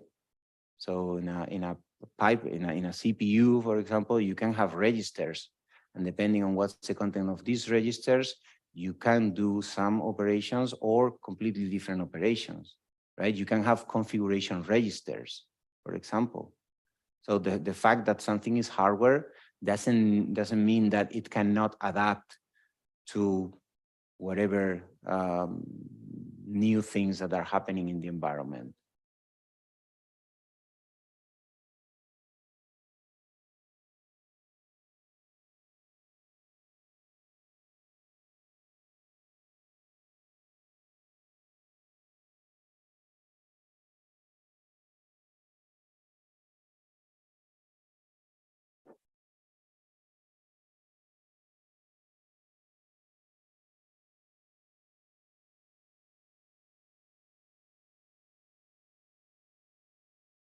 Yeah, you can do that. You were going to say something, Mohammed?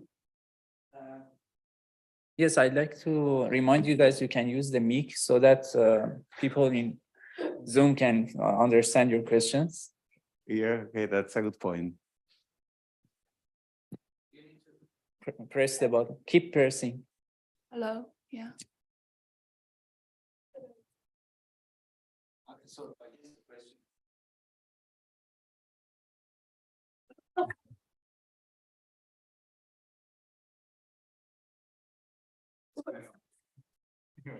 So you're asking how reinforcement learning can be implemented in hardware without any sort of software backing it up, or yeah.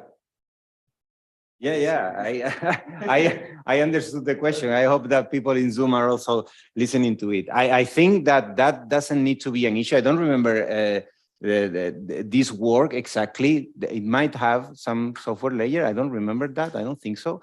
But I think that you know, hardware can configure. You can have registers where you keep some value, and this value changes over time. I don't think that's any issue. Why do you think that that's an issue? I mean, hardware can also, you know, perform different operations depending on what are the inputs that it receives. If you think about simply think about a pipeline data path. In the pipeline data path, you can execute different instructions. The hardware is exactly the same. There is a control unit. This control unit reads the control bits of the instruction that are, for example, 4 bits. And depending on these 4 bits, will activate different signals. So the operation that the hardware is performing changes depending on what are the bits that you put in the input, right? It's not the same as just a sequence of and or logic gates that are control, so have you know, fixed input and fixed output. We have multiplexers, for example, in hardware designs, because they allow us to choose one input or another input, depending on other inputs coming for control lines coming to the multiplexer, right? So I don't think that that's a big deal. Anyway, I recommend you read the paper. You will likely have to read it, by the way. It's probably a required reading. Okay? Any comment? I think You have to hold it, I think. I'm holding. So you're not holding. I'm holding it. So some of the machine learning approach in computer architecture are implemented using, for example, hash tables, right? Think about your deep learning approach, for example.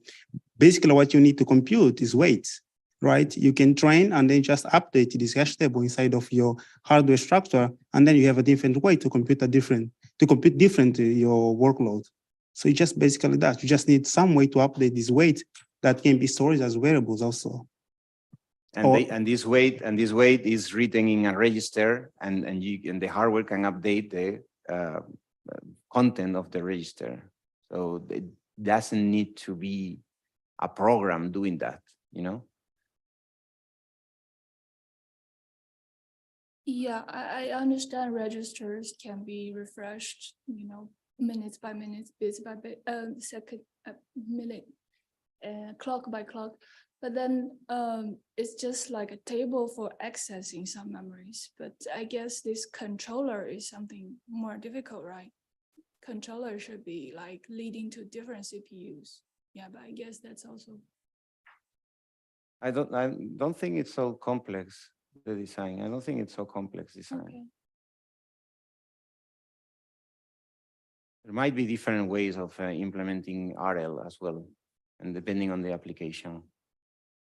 Yeah, maybe I didn't know this controller enough. I just thought that's hardware. Then you need to change it all the time according to reinforcement learning rewards. So I thought, how can you do that? Okay, yeah, take a look at the paper, and then you can also ask Professor Mutlu, who is an author. I should know more probably, but I cannot answer all the questions. I mean, all the details about this paper. I was just gonna say that this, I'm not sure about this one, but there's like 3 following ones which are written in Python. So I think that it can be like the software that controls the hardware. So what is written in Python? The hybrid storage one and the like just the more recent 2021, 2022 papers that are the RL intelligent architecture stuff. So it might be written in Python because it's emulated in Python, right? If that's the reason, it's just because the authors of the work have developed some program that behaves as the actual hardware. That's the goal when we create simulators. So the fact that there is some Python code released in our GitHub doesn't mean that the design requires some software, you know? So it's just that the software is created to simulate the hardware, but that's just a way of doing research.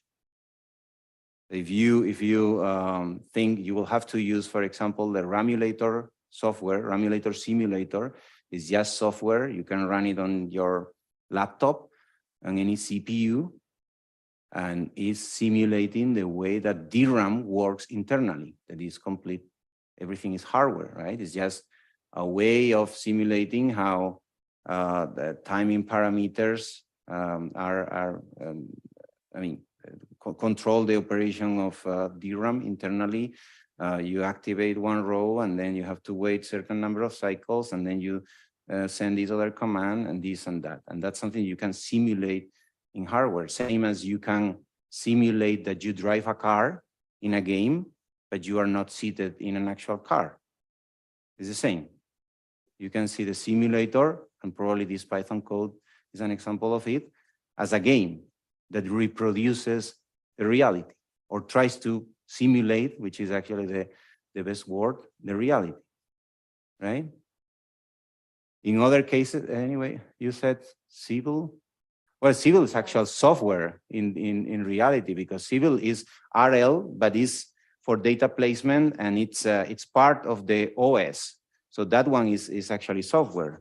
So the fact that you use RL in some system, it can be software or can be hardware, right? You're scheduling workloads on a server in a data center, it's probably a software layer.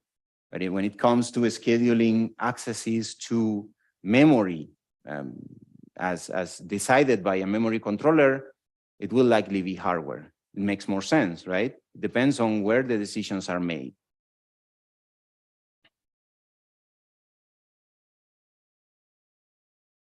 Okay.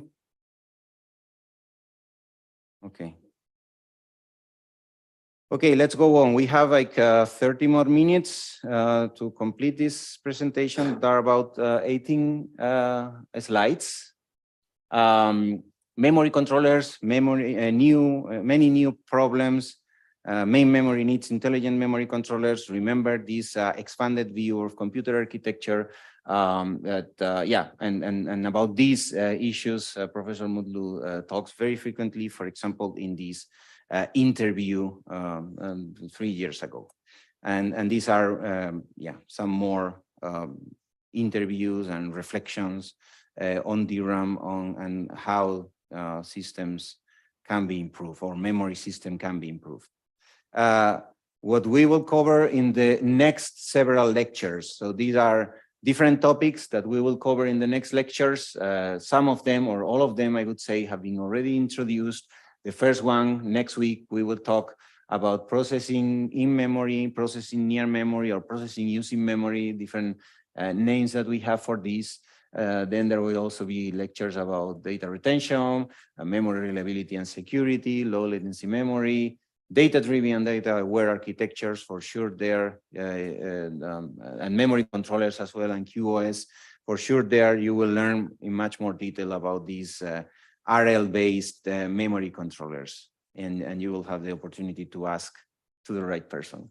And then Modern Primer on Processing in Memory is a highly recommended reading. Well, it's a very long thing. I don't know if this is going to be a required reading, because a relatively long chapter is about 40 pages or so, but gives you very good introduction to all the different works and many more that we are going to cover in the next couple of lectures. And this is the abstract of the paper, and these are the table of contents and the beginning of the introduction.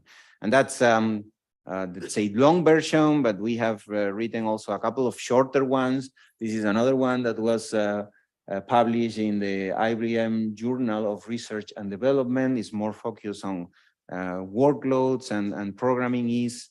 And Professor Mutlu also delivers many talks about processing in memory. So this is a recommended one. And here you have a screenshot of it. More papers that are recommendable, at least for now recommendable, position papers that talk about problems of memory systems. This one, for example, memory scaling, a systems architecture perspective, or this one, main memory scaling challenges and solution directions, the retrospective about RowHammer, and a few more challenges in memory scaling that I guess you have already heard of. So we will continue talking about all of this in next lectures. Okay? So that's all with respect to the first part of the lecture. Let me know if you have any other questions, or maybe in Zoom. And if not, let's see.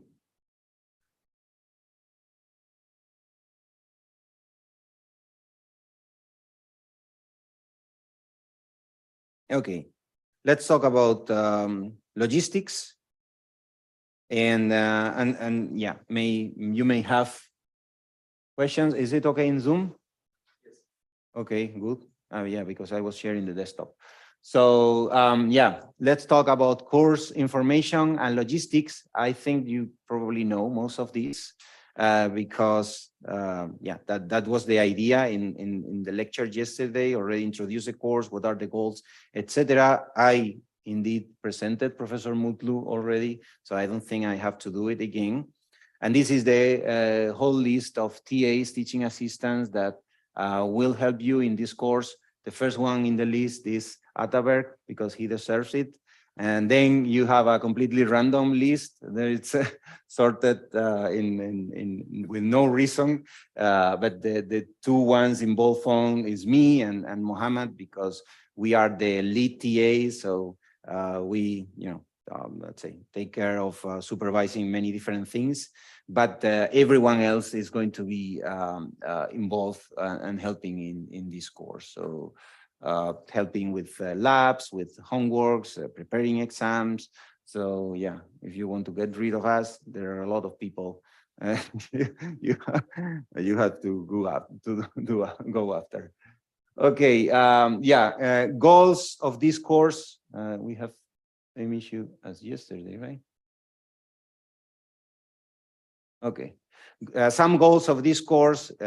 Goals of this course are to teach, enable, empower you to understand how a computing platform works, understand how decisions made in hardware affect, you see, can make decisions in hardware, affect the software programmer as well as the hardware designer. Think critically in solving problems. That's for sure something that is clear that you guys do as well. And think broadly across the levels of transformation, and understand how to analyze and make trade-offs in design, and apply the above in several lab projects and homeworks. To review the high-level goals of this course, understand the principles of design, understand the precedents based on such understanding, enable you to evaluate trade-offs of different designs and ideas, enable you to develop principal designs, enable you to develop novel out-of-the-box designs, and the focus is on principles, precedents, and how to use them for new designs in computer architecture. And why these goals? Because regardless of your future direction, learning these principles and the methodical analysis techniques that we cover will be useful for many different things. You in the end are computer scientists or engineers who want to design either better software or better hardware or better systems, or be able to make trade-offs, to make better trade-offs depending on what are the targets of your designs, yeah, understand why computers behave the way they do, because that's going to help you to make these better trade-offs and better designs solve problem better, think in parallel, think critically, etc. A note on hardware versus software. This course might seem like it's only computer hardware. However, you will be much more capable if you master both hardware and software and the interface between them. That's something that makes sense. You can develop better software if you understand the hardware well, and you can build also better hardware if you understand the workloads well. So that's why in this course, it's not only about teaching how the hardware works or how the architecture works. We will also talk about how to program these systems, and we will also talk about workload characterization, for example, that is important to understand the workloads, and based on that, design the hardware the way it is more desirable. So in the end, the final goal is to design a better computing system, and that's more feasible if you understand both. Remember the transformation hierarchy, the expanded view of computer architecture. I think this should already be clear to all of you. And what do we expect from you? That you have a background, some digital design course, programming, and also be open-minded and willing to learn many new exciting concepts, and learn the material thoroughly, attend the lectures, do the readings, do the exercises, do the labs, work hard. This will be hard but fun, because it's a fun and informative course, as you may remember. Ask questions, take notes, and participate. That's something that you're doing, and that's good. Perform the assigned readings. It's also a way of clarifying many doubts, right? Even though you can get an overall idea of the course by just attending the lectures, but if you really want to go deeper into the analysis and understanding of the different techniques, the assigned readings will be very important. And of course, participate, same as you're doing in the lecture, but you can also make use of Moodle. There will be Q&A for all labs, homeworks, lectures that you can use in Moodle. And actually, I think there is a new feature that is pretty convenient for this Q&A. We try to answer your questions quickly, but the goal of the Moodle forums is not only for you to post a question and we try to answer as soon as possible. The goal is to also enable discussion. So if you happen to read the question asked by someone and you know the answer, you can definitely help. So we would encourage that. Start early as well. Don't wait until, I don't know, the end of the semester to start studying, reading papers, etc. For homeworks, for example, you have deadlines, and those are strict deadlines. Because a few days later, we usually release the solutions. So obviously we cannot admit more submissions after the solutions are released. But for labs, as you will see, there is a deadline that is very desirable that you submit by that deadline. But after that, we will review the lab, and then we will provide a lot of feedback that might help you improve the lab, and you will have the opportunity to resubmit. So we definitely think it's good to take advantage of that.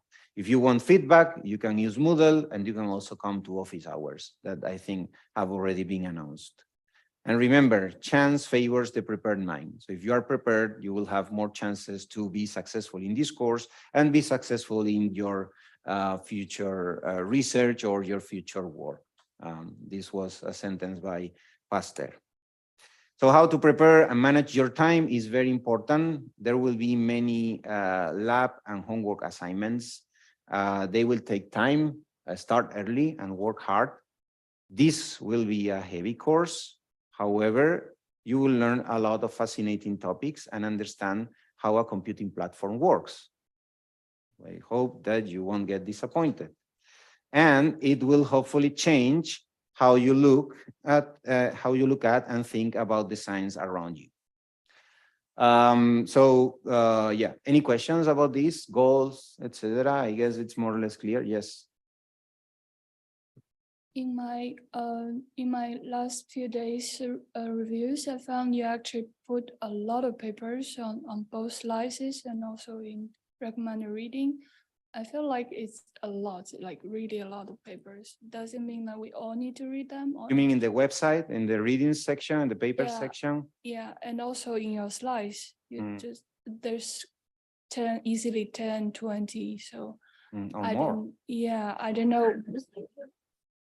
Mm. I don't know how to handle all those information. I mean, you should do it step by step. Of course, you are not going to read them all on Friday evening, but you have a long semester until the end of January. You don't have to read them all. That's why there are required readings and there are recommended readings. So you don't have to read them all. In the homeworks, for example, I think we probably say read 2 of these 3 papers or read 3 of these 5 papers, or something like that. So that's what it's required. And that's more or less manageable. One advantage as well is that even though you have to submit the homeworks, but the submission of the paper reviews is in a different system. And we don't release solutions for paper reviews or something like that, because a paper review is also something quite subjective as well. So what that means is you can keep reviewing papers and keep uploading them, your reviews to the system until the end of the semester. And we indeed encourage you to do so. So you have time to read more until the end of January. Keep submitting. Every time that you submit, you get more points, because there are some readings that are required. But for every additional reading, you will get bonus points, and it's a way of obtaining a higher grade. So don't worry about that so much. Don't get overwhelmed because you see that we have a lot of papers in the slides, and we link a lot of papers from the website. For now, if I were you, I would focus on maybe taking a look at the slides after the lecture, and then focus on right now lab 1 and homework 1. You have 2 weeks for each of them, so it should be enough time for you to do that. And if you need to delay something, always delay things that you can really do later, like maybe the extra credit in the labs, or some additional paper reviews, etc. Okay. Yeah, but that's why it's recommended to start early and to work hard, because it will take time. We are not hiding the reality. Okay. Yeah, well, anyway, when you have these kind of questions as well, come to us, because we will try to also help you or give you ideas on how organize your time. We have I think this is the 6th edition of this course, and we have been in touch with many different students. I think that 95% of the students pass this course, and many of them get very high grade. So don't get super worried at the moment and overwhelmed. But if you need to talk about that later, we can do it again. Yes, my question is about the prerequisite. Yes. Digital circuit course, the prerequisite. And for example, I'm an exchange student, so in my home university, I've done like a fundamental of electronics. And I don't know like how much I recover from that course.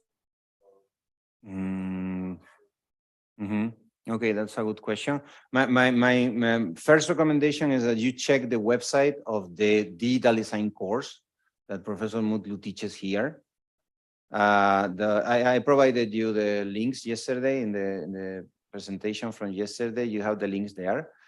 So there it's like the basics of digital design, from logic gates to finite state machines, and then memories or registers, memories. You must also be familiar with the basic single cycle and multi-cycle machines, pipeline data path. You have probably studied the MIPS architecture.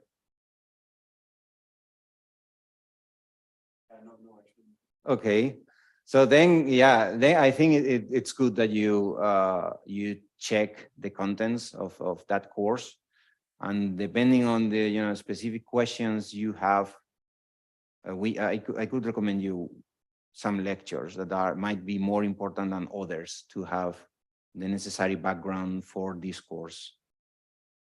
But yeah, first take a look at those, because so yeah, exactly. So it's assumed that you have, of course, a good background on digital design, but then also have a little bit of background on computer architectures. You know, for example, how DRAM work, or how is it different from SRAM, or maybe even know how caches, cache memories work, or in order and out of order processors. So yeah, take a look. I mean, the good thing is that all materials of digital design are available, the lectures, slides, you can watch videos, and you can for sure fill those gaps that you may have with respect to the basic knowledge that you need for this course. Okay. Other questions? Okay. Yeah, how will you be evaluated? There are lab assignments. Look at the percentage, is 50%. So this is very hands-on course. Final exam is 30% of the final grade, and finally homeworks, 20%. I would definitely recommend you work on the homeworks every week or every 2 weeks, submit your homework. Don't forget that, because if you don't submit a homework, you won't have the chance to submit it later. And as you see, is already 20% of the points that you can gain, right? And there are also many extra credits in homeworks, paper reviews, labs, and even in the exam, we typically have some bonus questions as well. Okay, course goals: to familiarize those interested in computer system design with both fundamental operation principles and design trade-offs of processor, memory, and platform architectures in today's systems. A strong emphasis on fundamentals, design trade-offs, and key current and future issues. A strong emphasis on looking backward, forward, up, and down. And goal 2, to provide the necessary background and experience to design, implement, and evaluate a modern processor by performing hands-on simulation implementation. And a strong emphasis on functionality, hands-on design and implementation, and efficiency. And a strong emphasis on making things work and realizing ideas. I think all of this is already clear to you. Okay, that's the course website. As you may have seen, we have there all slides, the links to the lecture videos, readings, assignments that will be posted, plus additional useful information. For example, there are links from the website to the digital design course as well. Yeah, check also frequently for announcements and due dates. Yeah, you can check them frequently. Anyway, every time we announce something, we will do it in Moodle. And Moodle should send you an email automatically. If this doesn't happen, please let us know. But yeah, you will receive all announcement in your email, at least in principle. And homework 0 is due October 10, with just some information about yourself. It says all future grading is predicated on homework 0, which means that if you're not registered for the course, it doesn't make sense for us to grade your homeworks or lab, etc. Lab 1 is already out. Homework 1, I thought it was not out yet, but seems that it's out already. Is it or not? Oh, it's not. Someone told me it is. Okay. Okay, maybe, yeah, they were referring to lab 1. So homework 1 will be out soon. As you see, normally the due date is 2 weeks after we release the homework of the lab. And then, yeah, check the website and your email frequently for assignments and announcements. The goal of Professor Mutlu is to enable your learning and growth, so labs can be done anytime until the end of the semester.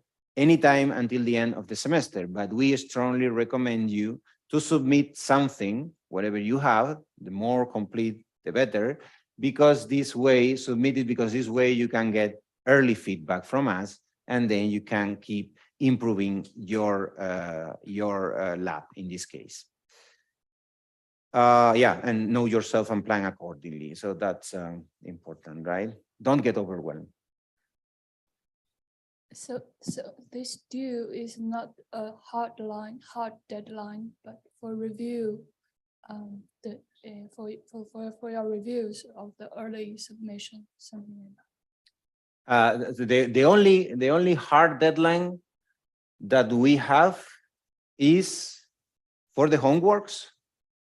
Homeworks have a hard deadline, and then there is a hard deadline on typically January 31st.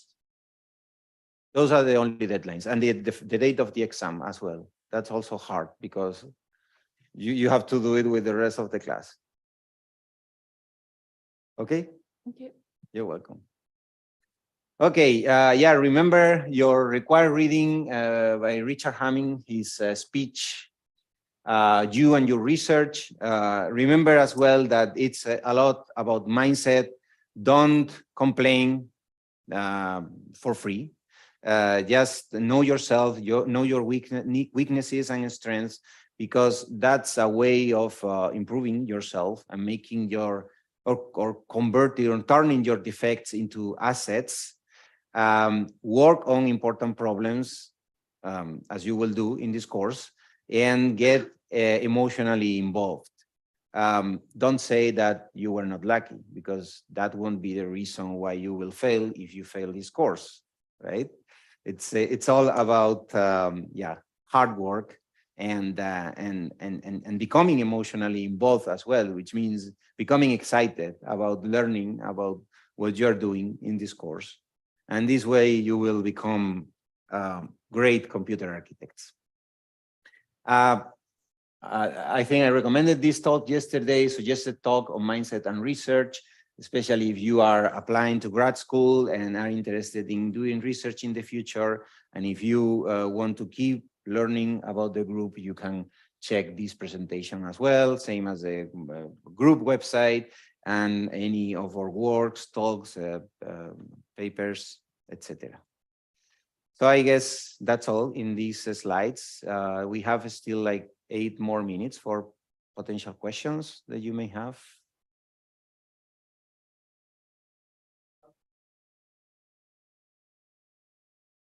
So in Moodle, there is a corresponding assignment. It's not yet there because the homework is not published, but when you the paper reviews Atterberg is hot crab is already hot CRP is already available for the. Okay, yeah, it will be a separate system. It's essentially the same system that conferences work for paper submission. So it's something like that. You'll see we upload the papers there, and then you can write your review. So that's I think it's pretty convenient. Okay.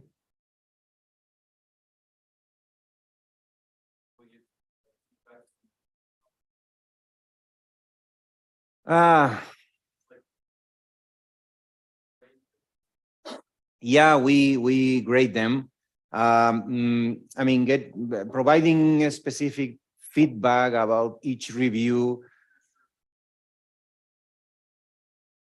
Yeah, my recommendation here is, so we have provided some examples of good paper reviews. That's the very first thing, and how some guidelines on how to review the papers. And for example, first of all, a summary of the paper. I think that's something that you can easily do if you understand what the paper is about. Then define or identify what are the strengths and the weaknesses from a technical point of view. You can also mention the writing. For example, if you think that the writing is very good or very bad, you can also mention that. And then essentially pointing out to specific issues that you find in the paper. But you can also say that highlight those things that you think that are very interesting and true contributions of the work.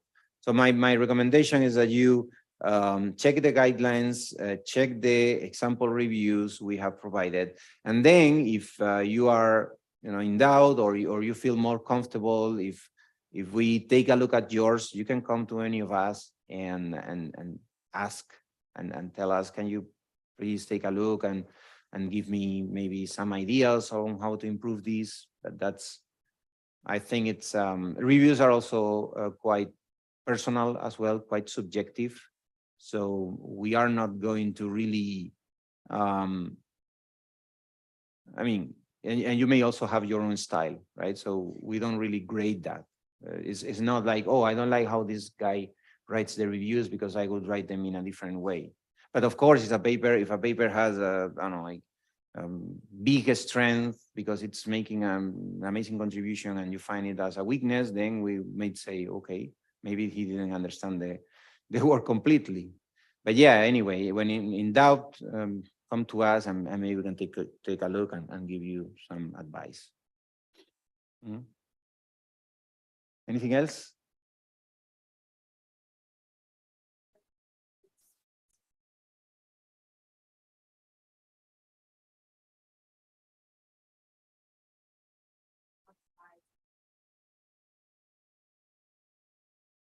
Yeah, of course.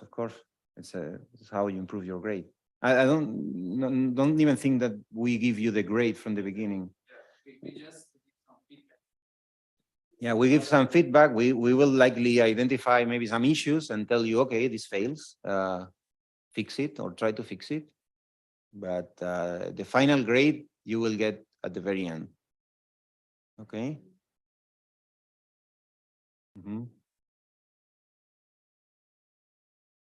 More questions?